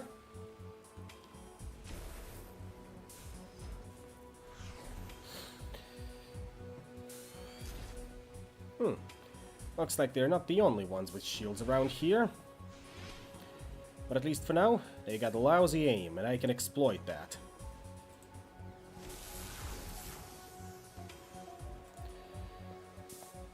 Also catch, so that you're not feeling left out over there. And we're busting through the blocker IC after that one. And a 1. And a 2.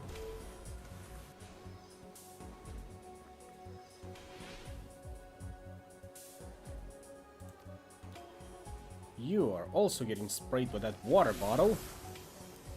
Even if you resist me. I am the danger. Skibidi, skibidanger. I am the mega danger.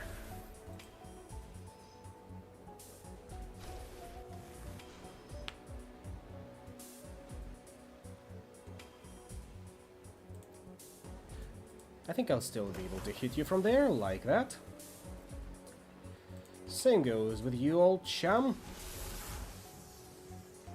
One more with a feeling. And some of this. I said, and some of this. Come on now, shield. Don't embarrass me in front of the black ice.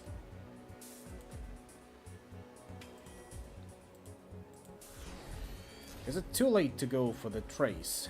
Looks like it is. We can still shoot back at least. Partially. How did that song go? I am impartial to the marshal. Erosion to finish you off.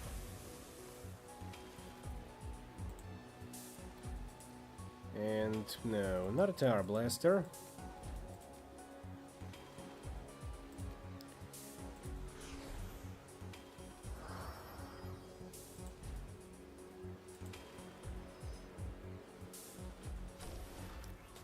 There we go. Hack security network nodes to weaken Sank security. All done. Let's get out of here now. We've left enough of a trace as is. Oh, and what's this? You know, I gotta loop around. There's a sniffer.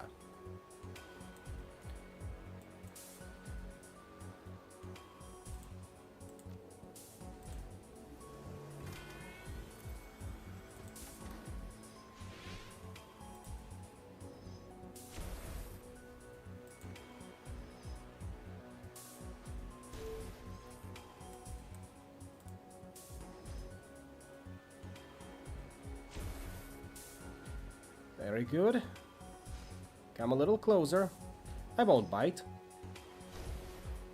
After all, these are bits, not bites.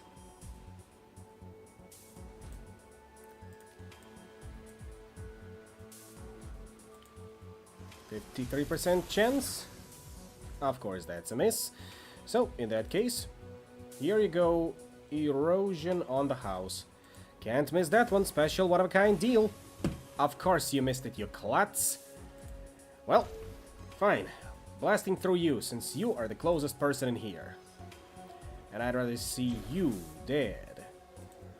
Doobity-doop-doop dead. Like that.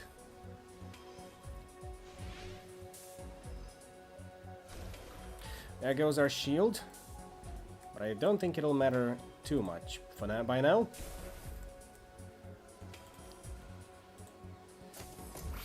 And like that.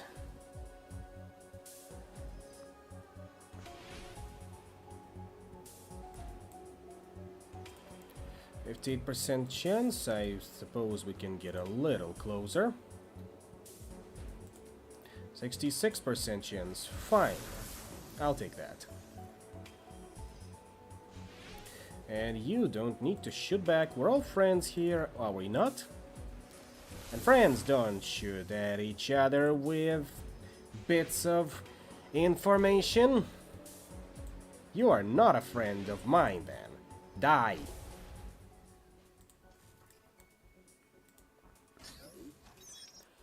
A bulletin board dedicated to this floor's faculty pops up. Several mundane topics are posted, but one titled Attention seems more promising than the others. An initial glance reveals that the floor has acquired new gear of some sort. Attention. Our security staff has been allocated extra gear to assist in the containment of our high-priority test subject. Effective immediately, all gear assigned to this floor's patrols is to remain on this floor. No more lending or borrowing with other station staff. To ensure that others do not take our property, we've changed the code to the equipment room, which is now 8974. This code is not to be shared inside our department. Captain Lo Kang, Lab Head of Security. Well, we can grab that. I didn't think the guards will object by this point in time. Just gotta be careful as to not hit any of the... Although I don't think it matters by this point. We are at maximum system trace, so... We are down here. Let's see. VP of Thaumaturgical Research. Knock knock. Ah, I guess he evacuated already. I'll grab the spellbook then. Strip Armor 3, thank you. And another one, which is... Life Siphon 2, huh. Okay. Anything in here? That's where they are conducting thaumaturgical research then. Yep, thaumaturgical lab.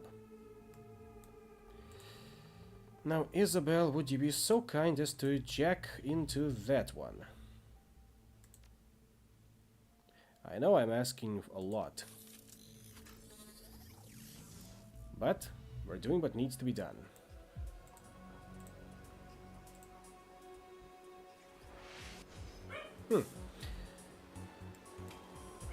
At least Assassin and Shield are back in action.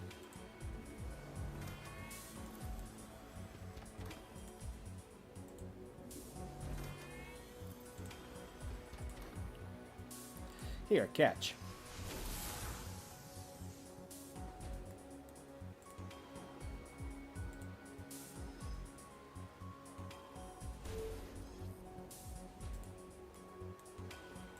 And another one falls.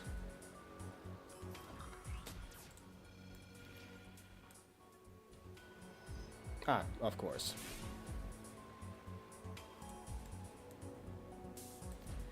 You will also need to be dealt with all appropriate matters.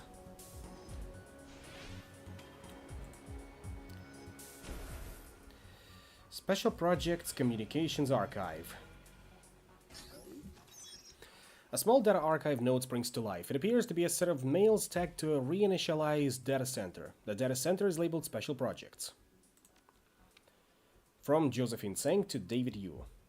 Dr. Yu, as I expressed in person, the assist-based security project is on an accelerated timetable. As such, I require regular updates to track progress. What is the status of the device? Mrs. Tang, please forgive my lack of proactive communication. I have been working around the clock to meet your timetable and was ignoring my mail in order to focus on the task. Lab 12 has already been refitted to support the Assist project, and I have several noted experts on memory modification contacted. The security project is ahead of schedule despite the timing concerns that I articulated in our initial conversation.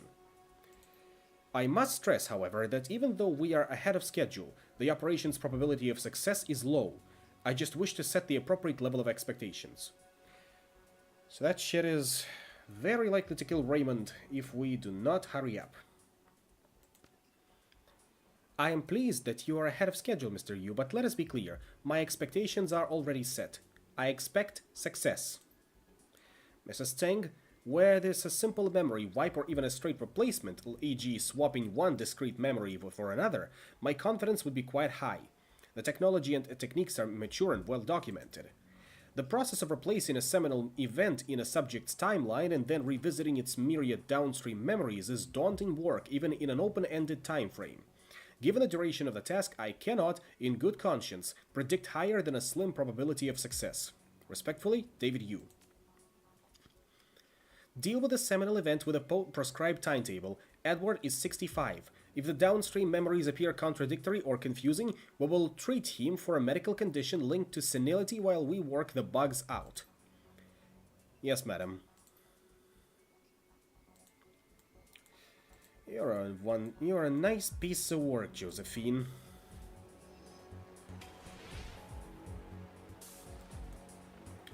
That's why we gotta take you down, like the witch you are.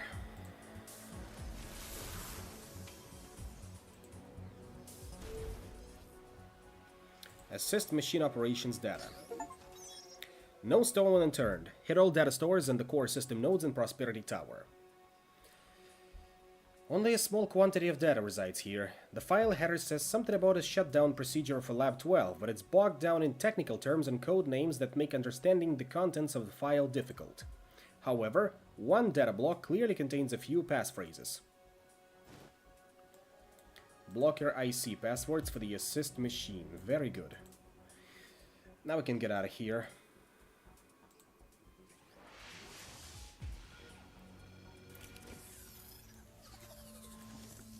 Oh, and grab everything not nailed down in the thaumaturgic lab, of course. That should also work.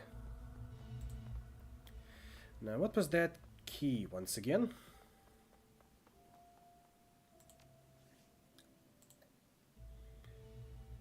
Uh-huh.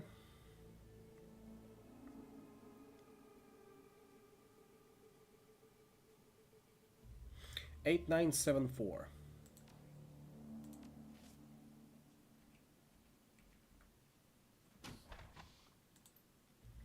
What do we have here? Remington 990 with a smart link. I suppose we can finally replace our street sweeper. Unusual rifle, Steyr AUG CSL. An innovative assault rifle that marks fired ammo with a tracer, making the target easier to hit on subsequent shots.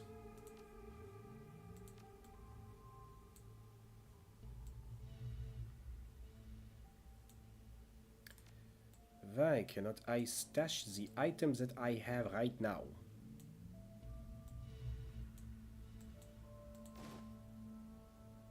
Oh, and grenades. Red Rock of Flashbang. Always a classic.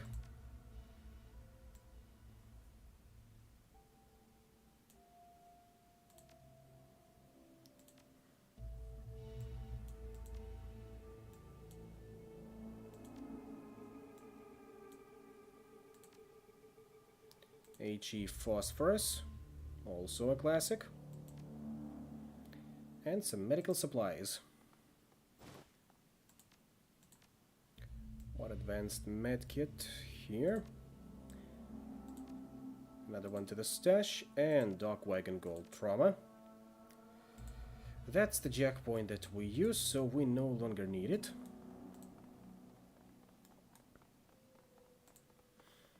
this one? Danger. In use, do not enter.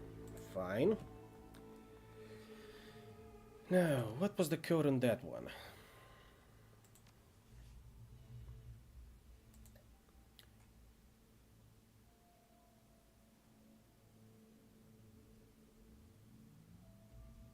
I suppose we can look around and find that one out.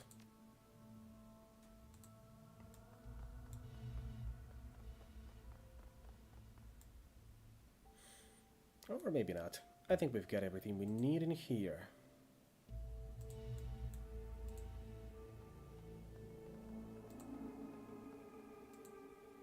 Containment lab.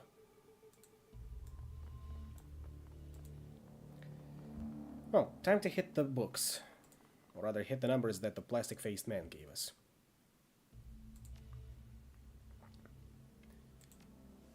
One of the codes. Let's try 25301.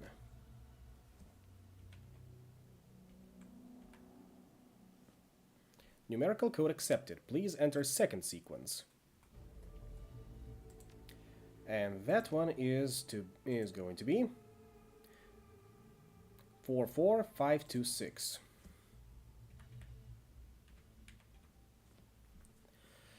Verifying. Sequence accepted. Access to special projects granted. Please have your Omega ID ready at check-in. Lab 12. Entering special projects will alert the Rapid Response Squad. There will be no turning back. Now, it's the end game proper.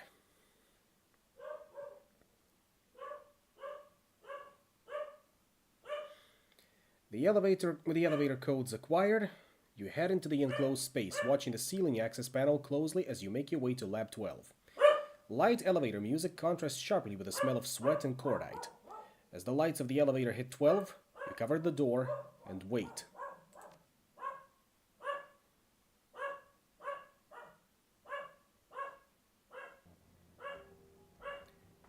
The security captain studies the fingernail cuticles with quiet intensity. He looks ready to drone out a standard challenge, but stops when he sees your maintenance uniform. He raises his weapon. Okay, hold on.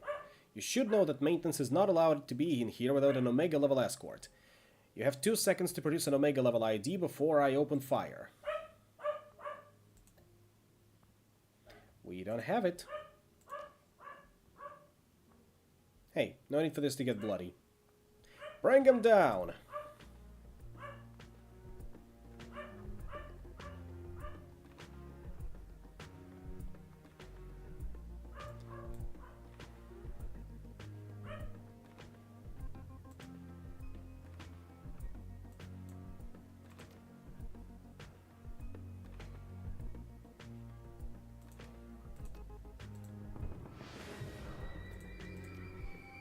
This will get messy.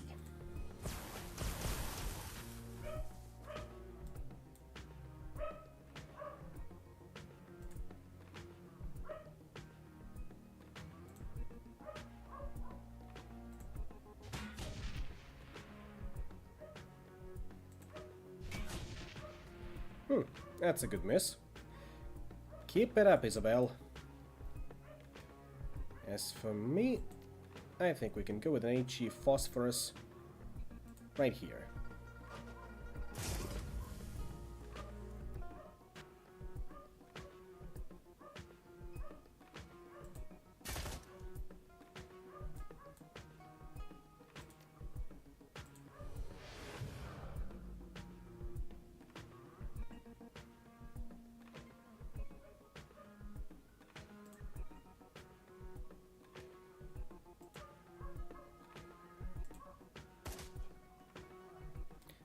Trace around. And one more shot.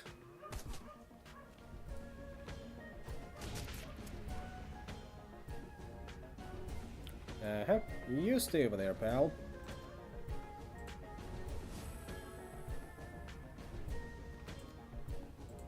Catch this.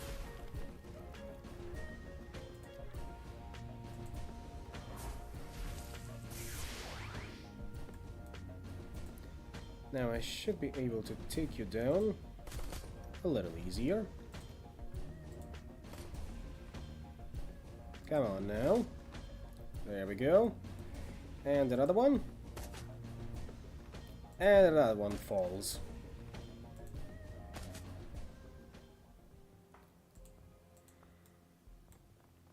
Grab the access card.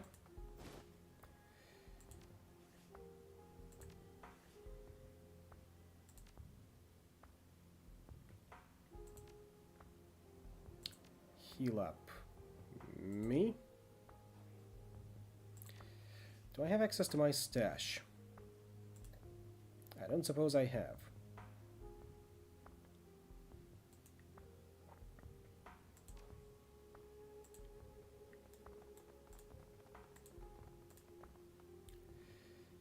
Here's the access card. In we go. I don't like that save. Yet still, there he is. Lab 12 smells of shiny new computer equipment, and the entire room hums with quiet efficiency. Monitors ping occasionally, broadcasting quiet alerts. The whole environment breathes high-tech serenity. The centerpiece of the scene is a cockpit-like capsule containing the unconscious form of Raymond Black, reclining peacefully on what looks to be some form of surgical couch. Wires run from myriad assist devices to the back of his head. Impressive setup. Josephine Tseng must have spent a fortune on this. Duncan's eyes are fixed on Raymond's unmoving body. His voice lowers to whisper. Holy shit. Raymond. Let's get him out of there. All at once, alarm klaxons begin to blare. The door that you entered through slides shut and you can hear the latching mechanisms engage. It's locked tight. The pounding of sounds of heavy footsteps resonates from the other side. Bodies approaching and moving at a rapid clip. Whatever we're gonna do, we better do it fast. We're about to have company.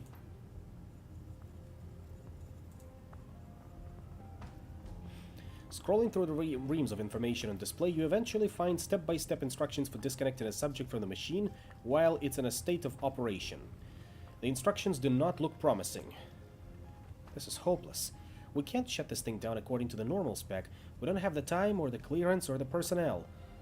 Maybe if we had a weak echelon security clearance and an army of lab techs, but we don't. We're gonna have to improvise. Hell with it. Let's improvise then. We've gotta get him out of there. The console awaits your input. Search for a way to perform an emergency disconnect from the system. Eventually, you turn up an alternative method, labeled deeply unsafe, for removing a subject from the machine mid-procedure. In order to perform an emergency disconnect, you're going to have to reprogram his memory manually using engrams stored in the assist machine's memory. Doing this through the terminal would take hours. You'll need a Decker to guide the process in real time. If you fail to restore Raymond's memories properly, he will suffer catastrophic neurological damage. In the best case scenario, he will be left a vegetable. In the worst case scenario, he will die. Enable the terminal's jack point and initiate emergency override. Here goes nothing. Isabel, first of all, heal up Duncan with a premium medkit. Then, jack in.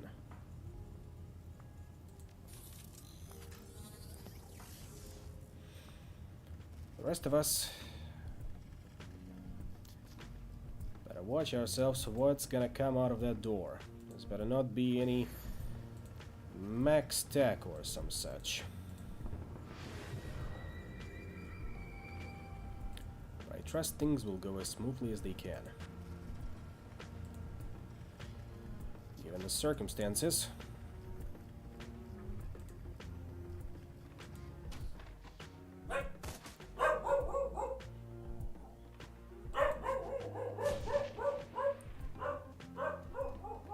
Stayed in cover. But again, cover doesn't do shit against grenades. Oh, that's a job for the red totem.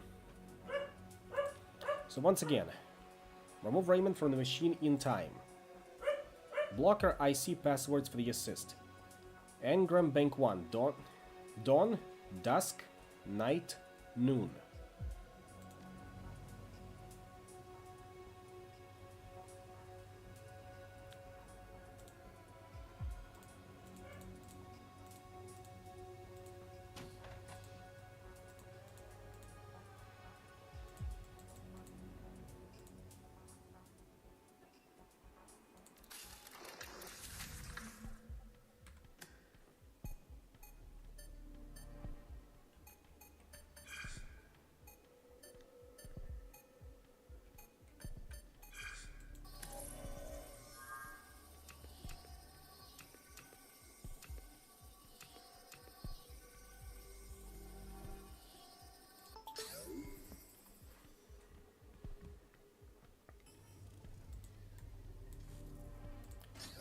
Control hub. The console's display blossoms to life at your approach. Semi-Mechanical Services Special Projects Division Control Hub. README, General Practices. Open host Engram stream. Log off. README, General Practices file. Scanning the files, you find a list of procedures that governs the safe removal of subjects from the machine. According to the file, all 4 memory engrams need to be locked into the control hub in chronological order. Then, and only then, can a subject be ejected without suffering permanent neurological damage. Engram stream file. Engram slot 1. Active. Engram slot 2. Active. Engram slot 3. Active. Engram slot 4. Active. Disconnect. So, Engram stream 1. Of course, these bozos are waiting for me there. Well, Monobolt to the face for you all. Have fun. I know I will. Got a chain lightning too. I'm generous tonight. Now, Gobbet, will you be so kind as to use Rat Totem to take control of that inferno? Thank you. And an acrid fog over there, so that we're all having fun. Now blast away the Conjurer. We don't need his kind around here.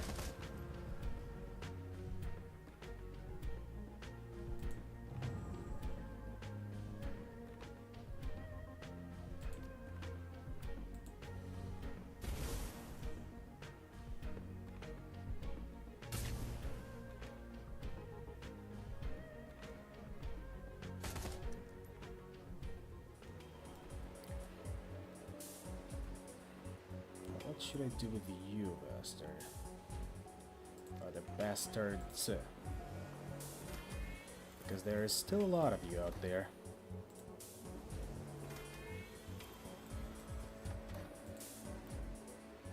We don't have much time. In fact, we don't have a lot of time at all. And yet, we fish.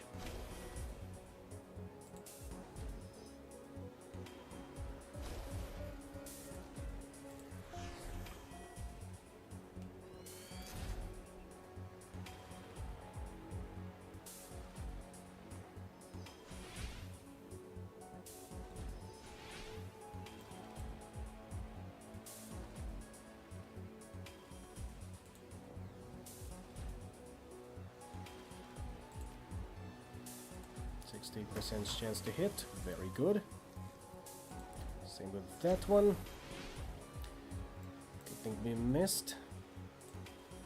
Get over here. 70% chance.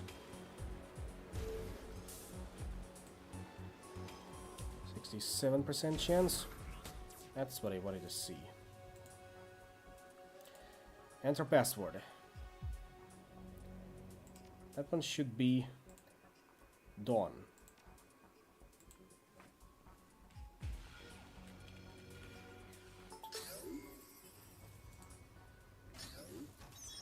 A flood of engram streaks by.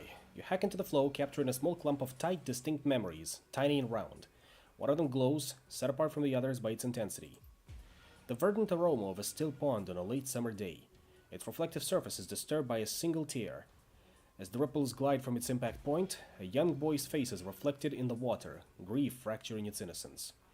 He traces the character of a father in the water with his finger. No. Hurry up, get out of here before we're traced back. On to the second one. Because there's always a welcoming committee.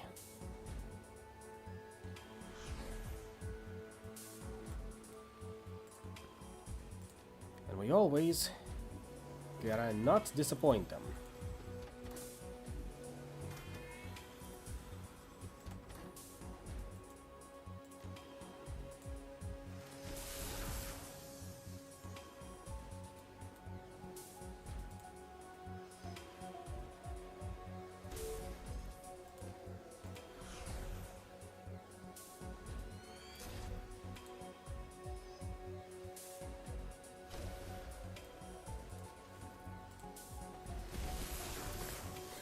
Especially when we get fat crits like that helping us out.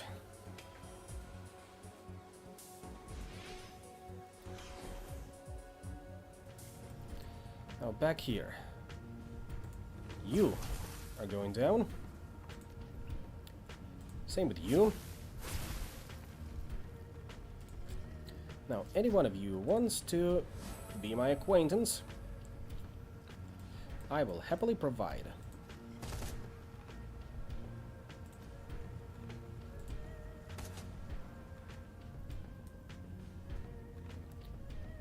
I think we're gonna go guns blazing on that one. Unless... no, not yet. Not yet.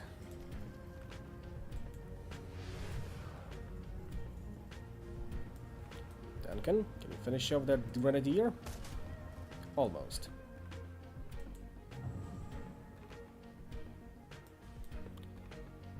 You'll be able to do that, right? Thank you.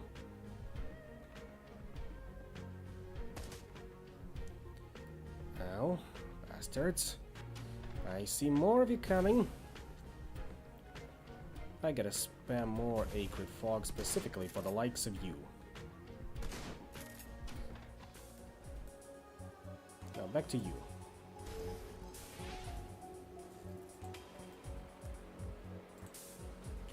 %84 chance. Very good. Now you should be able to get over there and hit him from the side. 79% chance. Good odds. Good odds. Wonderful.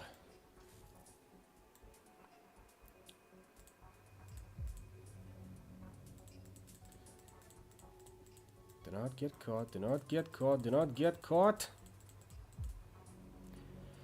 That's the second terminal. Dusk.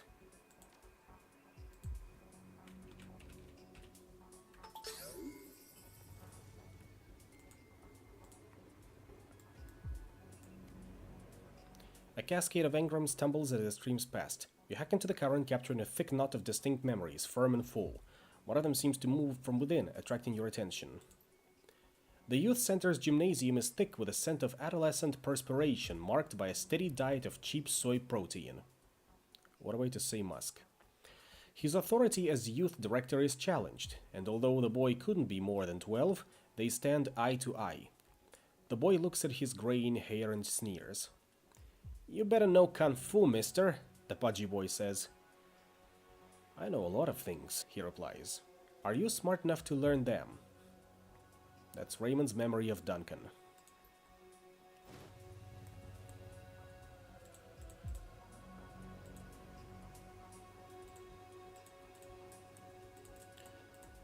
Ah, shit. Well, it was bound to happen at least once. No turning back now. Although a miss is ill-afforded.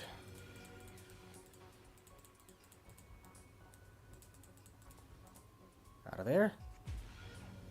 Into the third.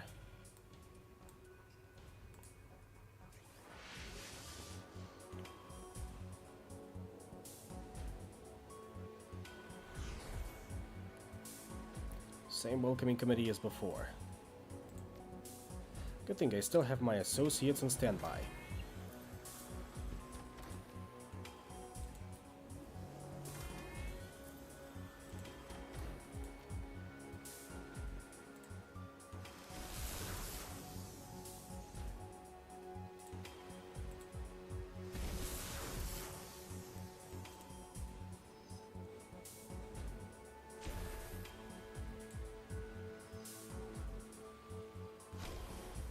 One more. One more. Let them come closer. Of course, they'll never do that. They never do that. But with luck,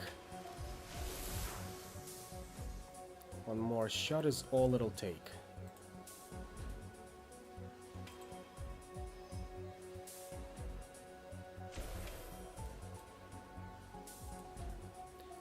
Luck, of course, is a fickle mistress.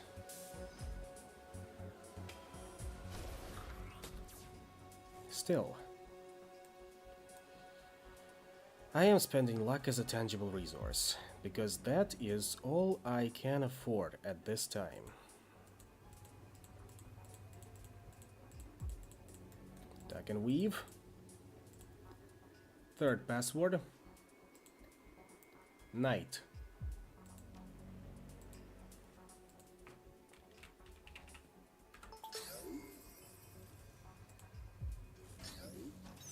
A tide of engrams rolls past. You hack into the flow, capturing a shard of distinct memories, crystalline and latticed. One of them shimmers widely, standing apart by its radiance. The scream wakes him like an old friend, as it does every night. He pulls the sheets away from his damp body and stumbles into the bathroom, his heart pounding, rinses his face and the back of his neck with cool water. He looks up from the basin into the mirror and finds an old man staring back at him. A terrified old man.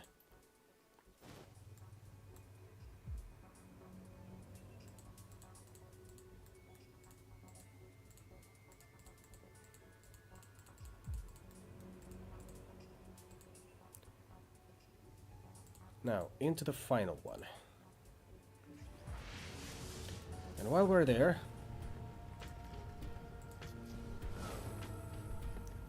heal ourselves up and let them come to us.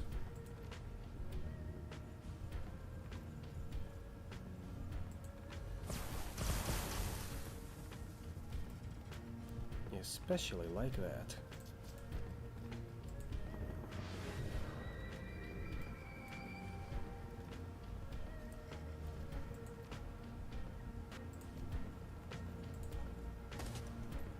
Uh-huh. Have a grenade, you cheeky buggers. That'll teach you to keep away.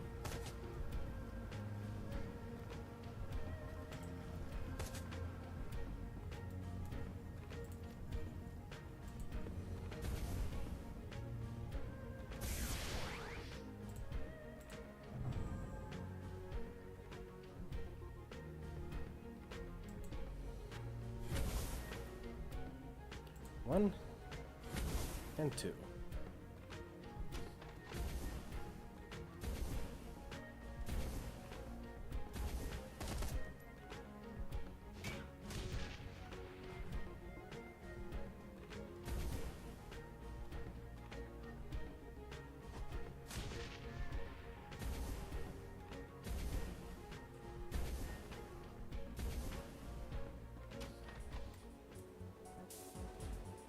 Of course, there are more of you. But then again, that's not unsurprising.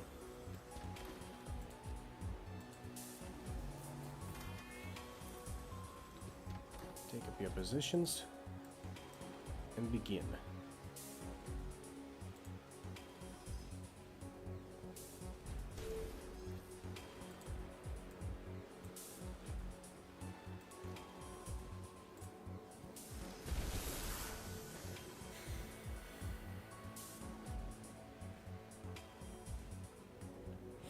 There's definitely a lot more of you in here right now. But that was to be expected. After all, this is the memory that is the most precious to them, if I understand correctly.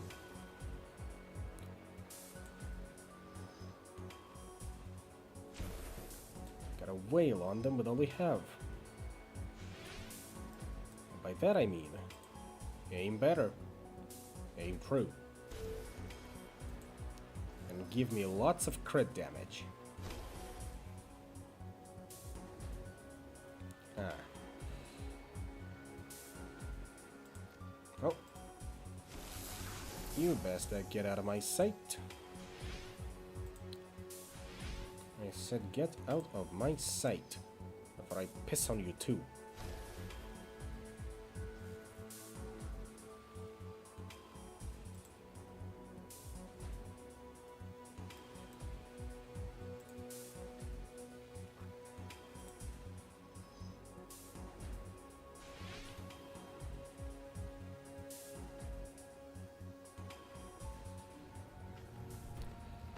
Back in the material world.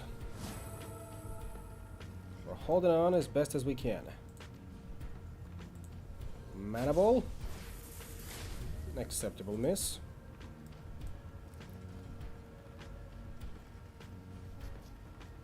Those grenadiers are no joke. So congratulations, you've been promoted to priority targets.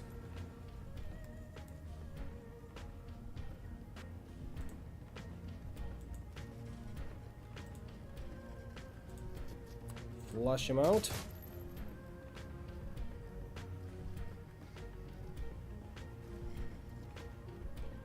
%, chance to hit on both accounts.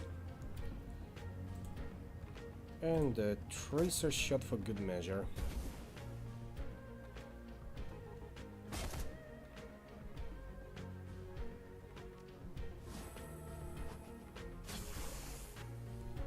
Hey, no depriving me of my hard-earned IP.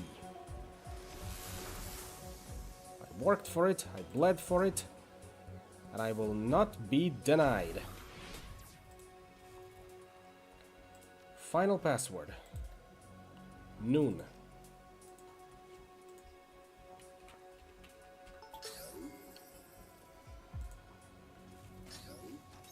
A current of engrams twists and turns as it flows past. You hack into the current, capturing a cluster of distinct memories, lumpy and fat. One of them hums loudly, calling your attention. Anticipation. The hall is strong and ends at his door. He traverses the distance slowly, knowing that he is being observed by his new underlings. And there it is, newly installed, shining like a mirror on a door made from real wood. The brass nameplate. Edward Tsang, Vice President of Special Projects. Pride swells within him.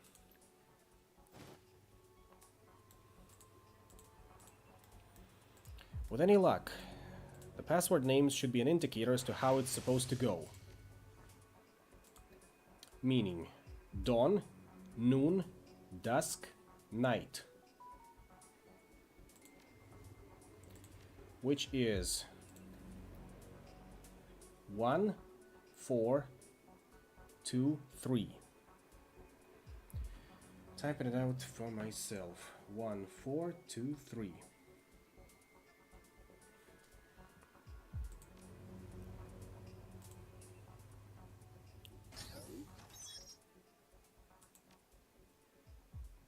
Reintegrate host. Engram integration failed. Host reintegration process failed. So, 1. Raymond is a... Or I suppose I was wrong. First, Raymond is a young boy.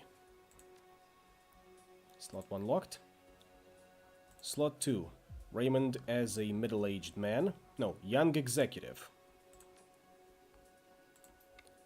3. Raymond is a middle-aged man.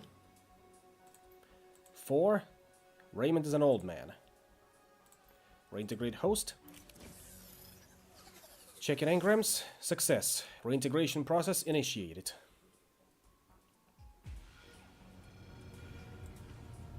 With any luck, we did all of it correctly.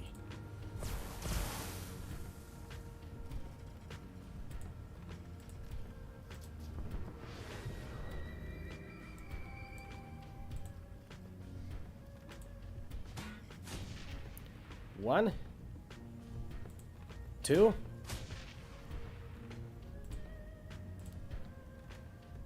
and 3. No? Fine. We'll do this the hard way.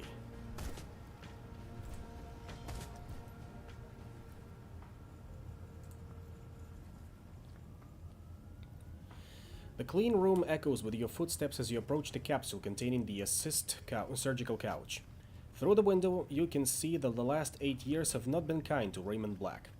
The trauma of the last few days is readily apparent. The pasty pallor of his skin and the white growth of stubble on his chin make him appear far older than 65. He lies unconscious, his chest barely moving, his eyes sunken and his jaw slack. Carefully applied gauze dressing on his balding head surrounds a gleaming metal port, a data jack. A twin bundle of wires runs from the jack to the device mounted onto the capsule wall. Oh my god. Although his voice is small, it echoes loudly through the clean room. Ray? There's no reply. Crap, is he in a coma? Not in a coma. Raymond opens his eyes, and through the capsule window you can see his dreamy smile. Old. Tired. Hello, Mr. Chernigov. He must be disoriented from the assist programming. Looks like we got to him just in time. No time to catch up right now, Val. We've got to move. Hello, Ray. It's time to get out of here.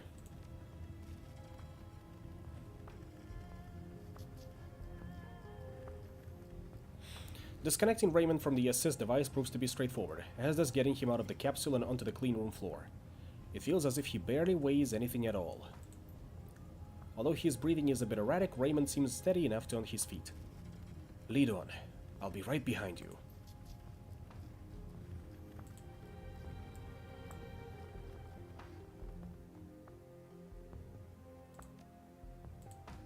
I'll take the premium medkit.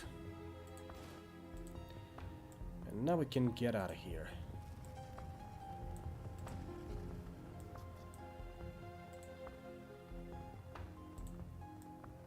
The guards are talking amongst themselves excitedly as you arrive. They are then instantly alert, exchanging nervous glances. Their leader speaks up, addressing them with all the confidence he can muster. We're the last line of defense, and we're going to hold them here. Do you understand?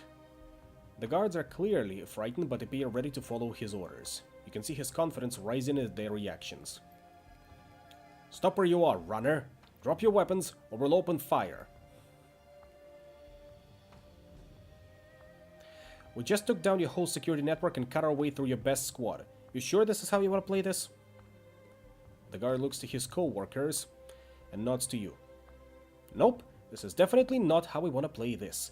Let's just pretend that we never saw each other, okay?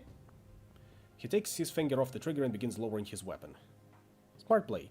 We never saw each other. I don't get paid enough for this.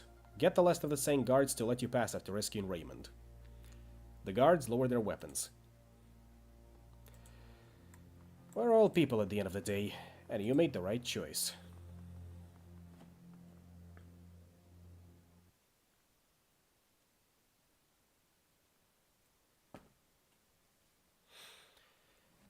Alarms blare as you hustle Raymond from the Special Projects section of Prosperity Tower, but you encounter no resistance. Raymond unsteadily gropes his way through the corridors of the corporate headquarters, holding onto your elbow for support. Occasionally, the old man fingers the gauze dressing on his head with his free hand, wincing when he touches a tender patch. Tense minutes pass between the time you exit the building and enter the MTR station. The team remains on high alert, scanning the streets and building for signs of Tsang security forces until, like a stream of cockroaches, you scuttle underground into the cool safety of the mass transit tunnels. You pay the fare, grab Raymond, and make your way to the subway station platform, the sound of the old man's ragged breathing loudly rushing past your ear. Seconds tick slowly while you wait for the subway train to arrive.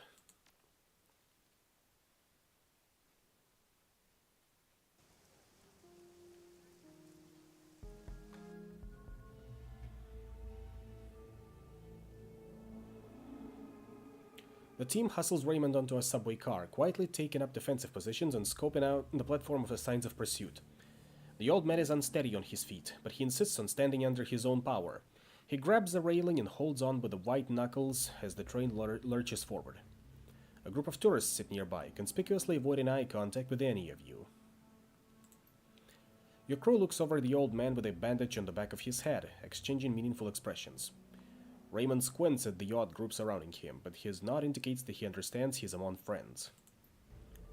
Wu drags his goggles off his head, bending his knees to get a better look at his foster father. A tangled knot of relief, compassion, resentment, and hurt churns across the younger man's face as he wrestles with his confused emotions. Fear of his father's health overcomes them all. Raymond? Raymond turns his head towards Wu's voice. His eyes are cloudy, but there is reassurance in his tone. Duncan, I'm all right. I'm still me. Are we in a subway? Yeah, we're in a subway. You're safe. What happened? Is he okay? There is no way to know without extensive testing in a proper facility. We aborted invasive brain surgery and he has been suffering from visions and nightmares for a long time. I fought against the reprogramming. The old man's voice is a little more than a soft croak. His eyes are sunken and surrounded by dark circles. His mother's medical technology must be amazing. It's hard to believe he is walking under his own powers so soon after the surgery. Yeah, well, Grandma's an amazing woman. Her high-tech brain surgery, her ownership of the cops, her execution of my partner and those runners. Oh, and the way she had the plastic-faced man snatch her own son. Amazing woman. She's a real piece of work, no doubt about it. Yeah, tell me about it.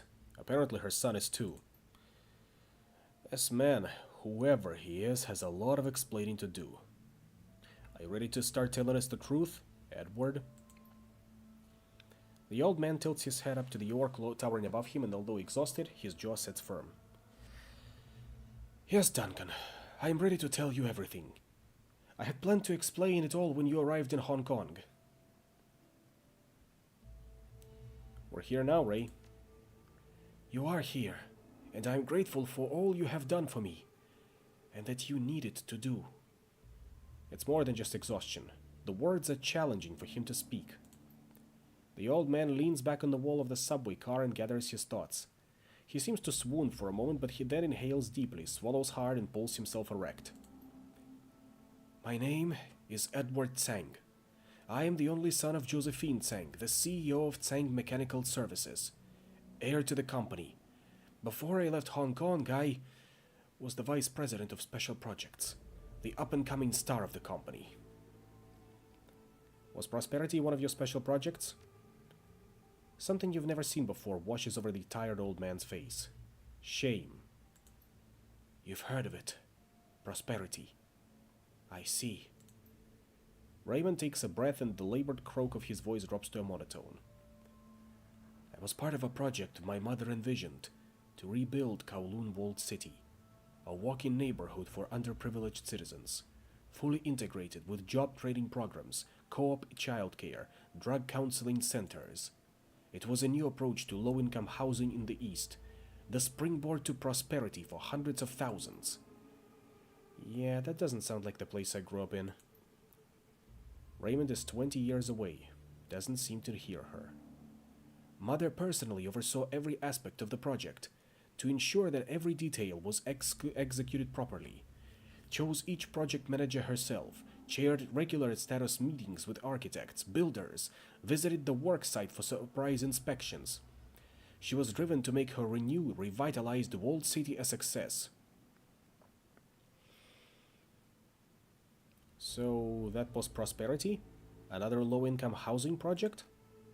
No, the walled city wasn't the prosperity project. Raymond covers his eyes with a liver-spotted hand, the dread radiating from him like the stink of decayed meat. Prosperity was something I built at the center of the walled city. Then his head drops. His eyes roll back in his head and his face goes slack. A moment later, an invisible grip takes hold of your chest, constricts it, squeezing the air from your lungs. Your vision grays from the edges and the world surges backward, leaving you suspended in the distance, on the periphery of reality. Something is hurtling towards you, approaching from the fringe of your mind like a bullet train. It screams ahead, closer and closer, until it is upon you, overwhelming you with its presence. And then, nothing. Silence. Until a scream pierces your consciousness, pulls you screaming to its source. You're back in the walled city, the city of darkness.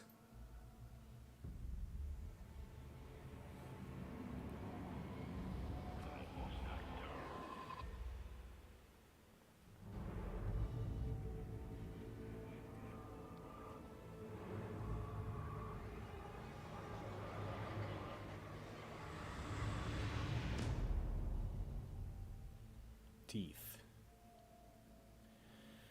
Your mind wrenches, inverts, and then violently jerks back into your skull. Your stomach cramps hard and the taste of bile burns your throat. A thin trickle of cold sweat slides down the small of your back, and your eyes refuse to focus. Your crew fares no better. Gobbet pulls herself from the floor, madness and folly squeaking worriedly in the folds of her clothing. Isabel grips a railing, her back to the group, retching silently. Raktar leans against Koshchei, his ashen face staring at the ceiling. He blinks rapidly, processing. Guy Chu stands perfectly still in the center of the car, hands at his sides, his face impassive. That wasn't a dream. That was something else. It was a vision. I saw some sort of machine inside the walled city. It was churning something. It felt wrong. Impossible. I think it was ripping... I don't know. Reality. It was ripping a hole in reality. Something is here, my friends. Something has arrived. I believe we have just fallen in over our heads. What the hell was that, Raymond? No answer. Wu spins to find Raymond cowering, his head in his hands, shuddering and weeping. She's here. Breathe, Raymond. Breathe. Shouldn't have waited. Shouldn't have hid. He looks up at you with bloodshot eyes. She's here. The queen with 1,000 teeth. Raymond rocks in place, hugging himself, staring past at you at someone only he can see. I left prosperity in there. I left prosperity in there. I left prosperity in there. Uh-oh. Looks like Raymond's gone bye-bye. Shh! Cop it!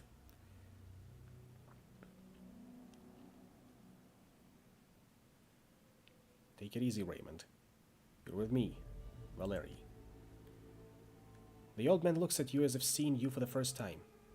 Valerie, you came. Raymond blinks his eyes open. His voice is weak, hesitant, disconnected somehow.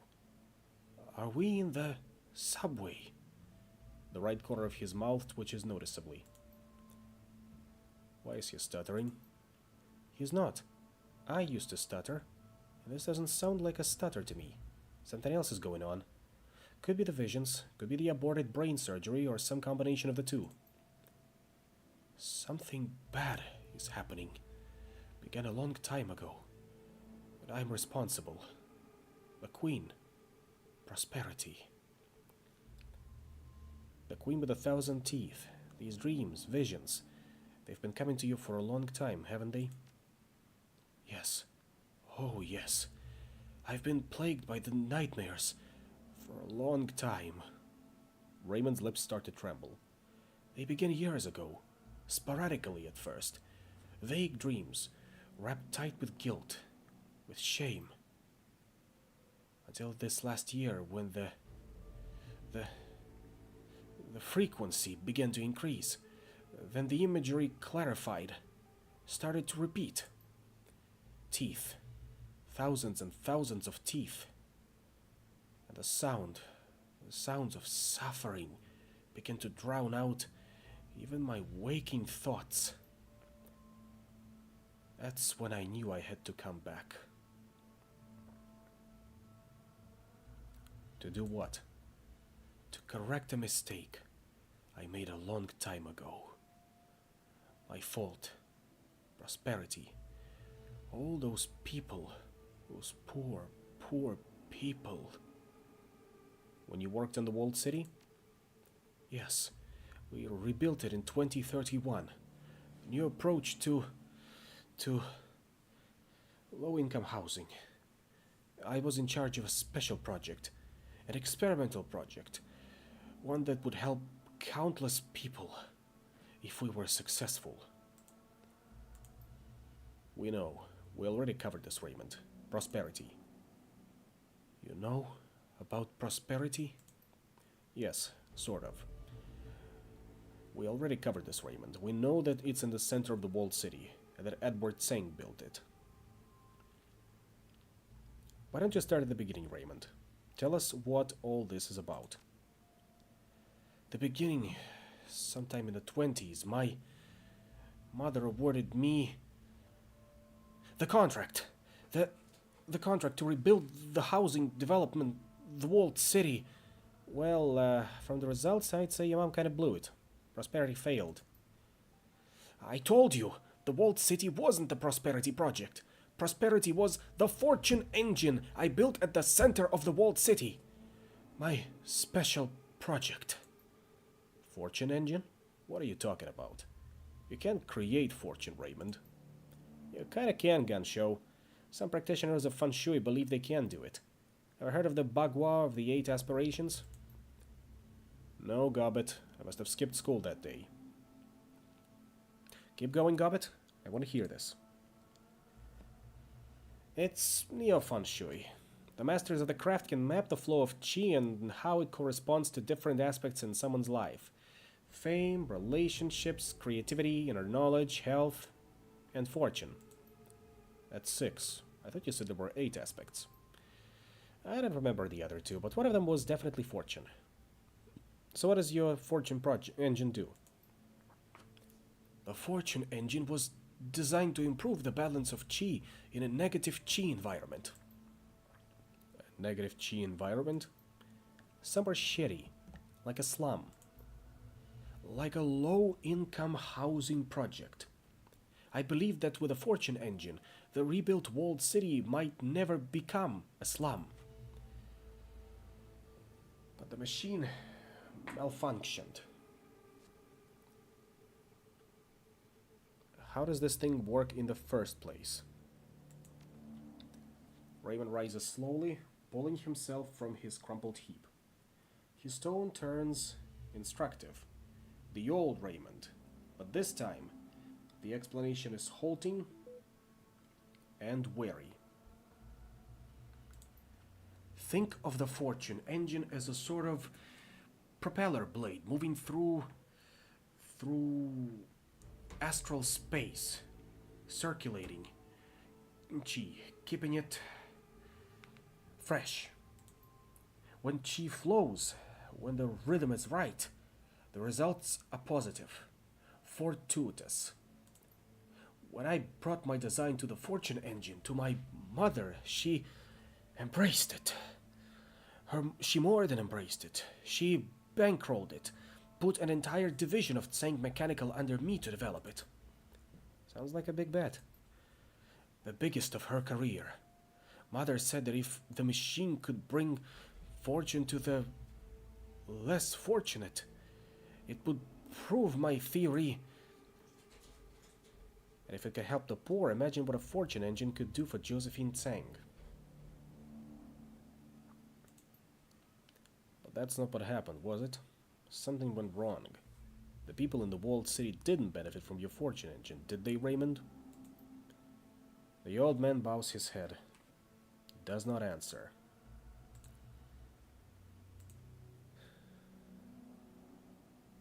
Dad? Dad, what happened to your fortune engine? It got stuck. The mechanism I created to circulate negative qi in the walled city got stuck. You can see Wu's patience blowing away like autumn leaves in a high wind. He rubs his head viciously in frustration, or viscously. Stuck on what, Raymond?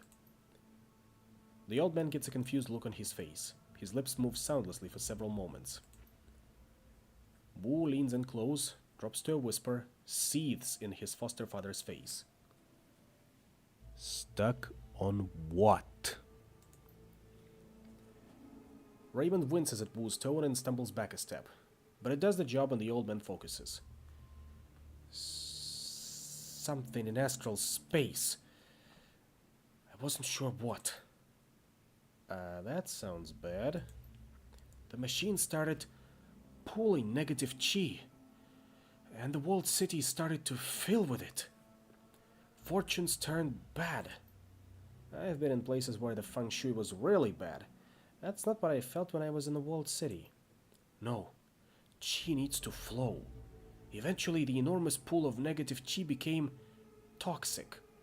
Fortunes turned from bad to worse. Much worse. Mother's vision for a rebuilt, revitalized walled city fell to ruin.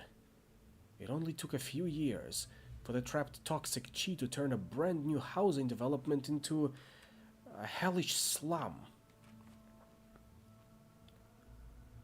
Why didn't you turn it off? I couldn't. Something happened. Part of the malfunction. We couldn't turn it off. Then why didn't you blow it up? Wrap it in C6 and turn it into a scrap heap? Mother refused. Wu's tone turns icy cold. Why? I never found out. She wouldn't tell me. She would only say that it wasn't worth spending the additional resources to figure out how to fix it, or even how to turn it off.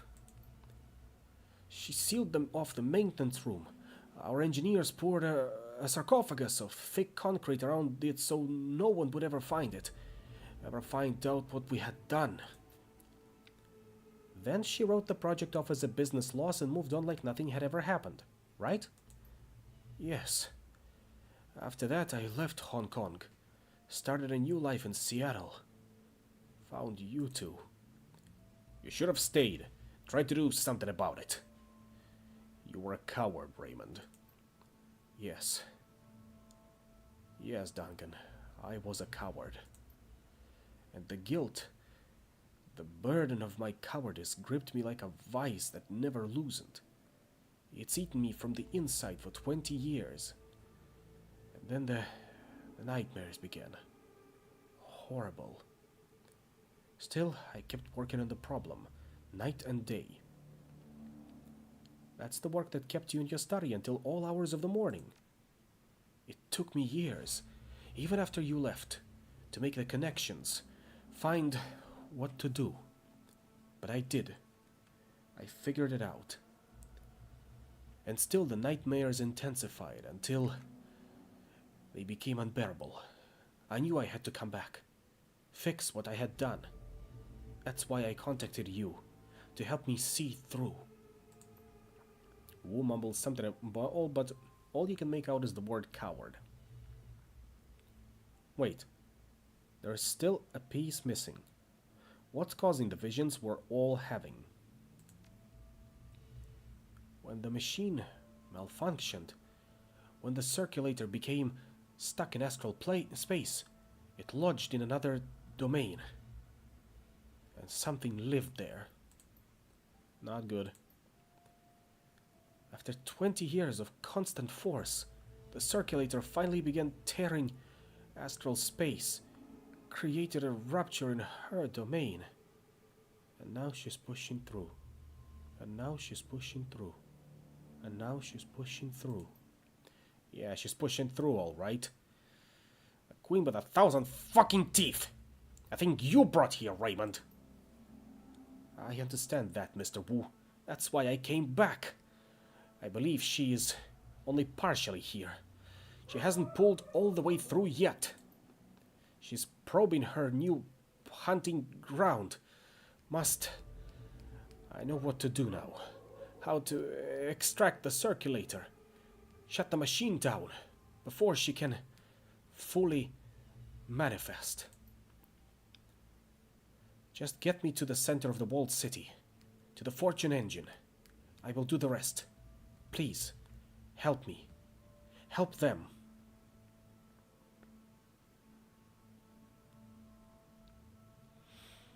You helped us overcome some hairy mistakes when we were kids, Ray. Now we get to help you fix yours. I don't know if I can do this. I don't know if I can go back in there. The little Decker's eyes open wide, more white than Iris. Her breathing becomes faster, shallower. It's not just a thing in there, Val. It's a Yama King, a demon goddess. We're trapped is. We can't run, and believe me, I want to. It's all I've been thinking of. The red shaman's shoulders rise with tension. But the APB is still out on us, and those visions, I got a feeling they're not gonna stop unless we make them stop. And that fragile old man's the only way to do it. We've got to take him in there, Iz. I've got to help him fix this.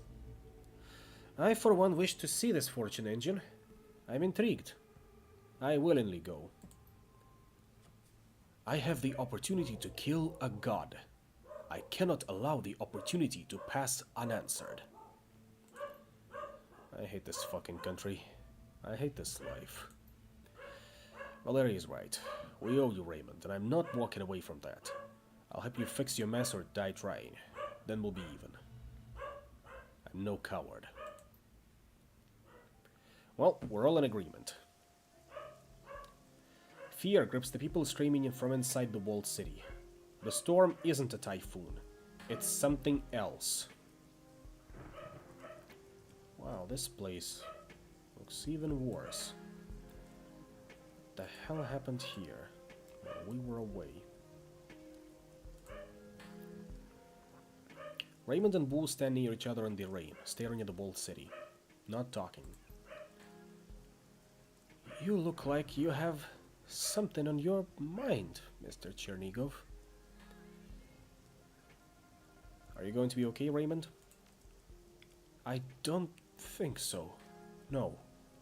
I am the product of aborted brain surgery. That, combined with all that has happened, I doubt that I will ever be okay. I have no idea when I will break.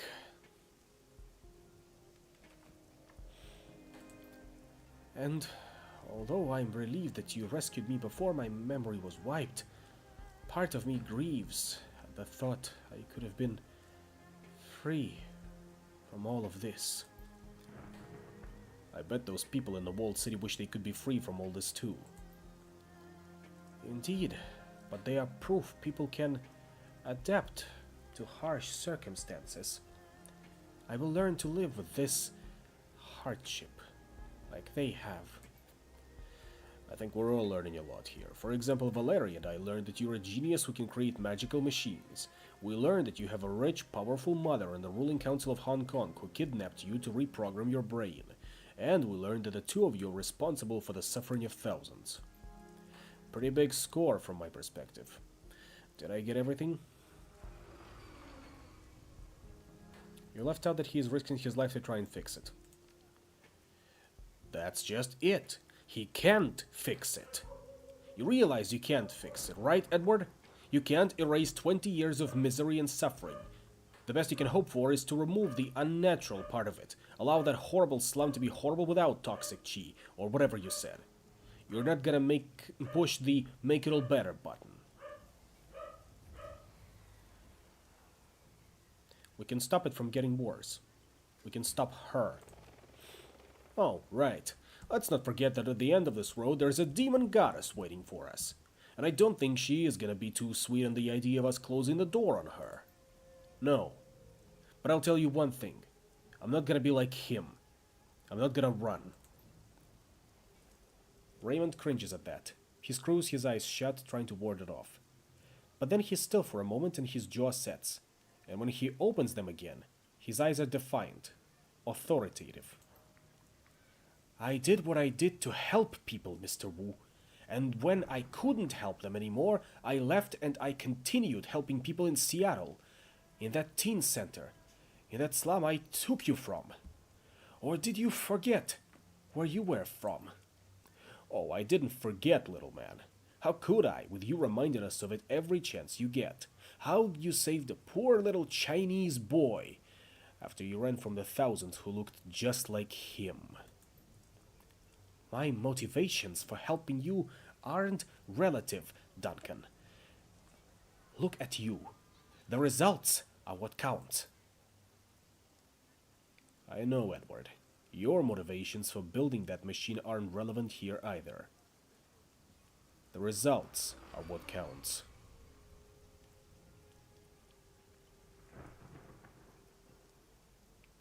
Listen to what you know instead of what you fear. Both men recoil at that, mouths agape.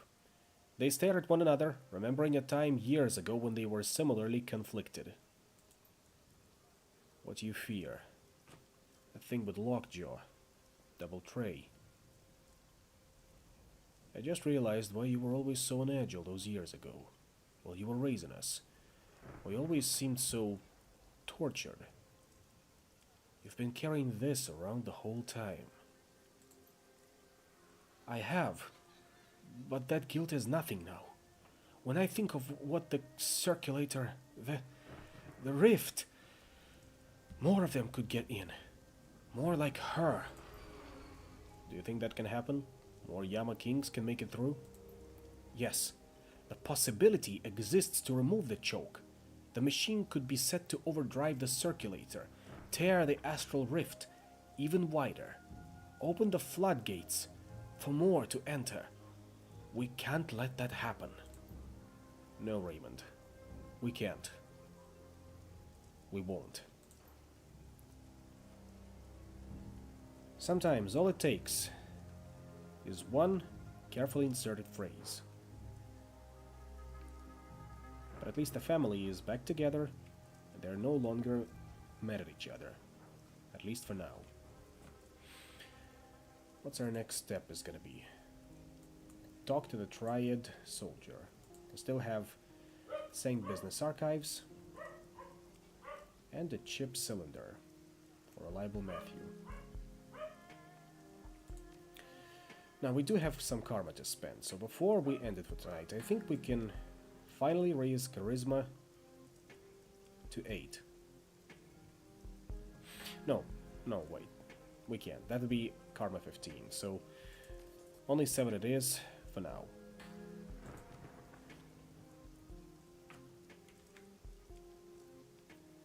Now, if I take all of that into account, we're definitely firmly in the endgame territory. And I think now is as good of a time as any to finish it off for the night. I sincerely hope that you're enjoying the way this story develops.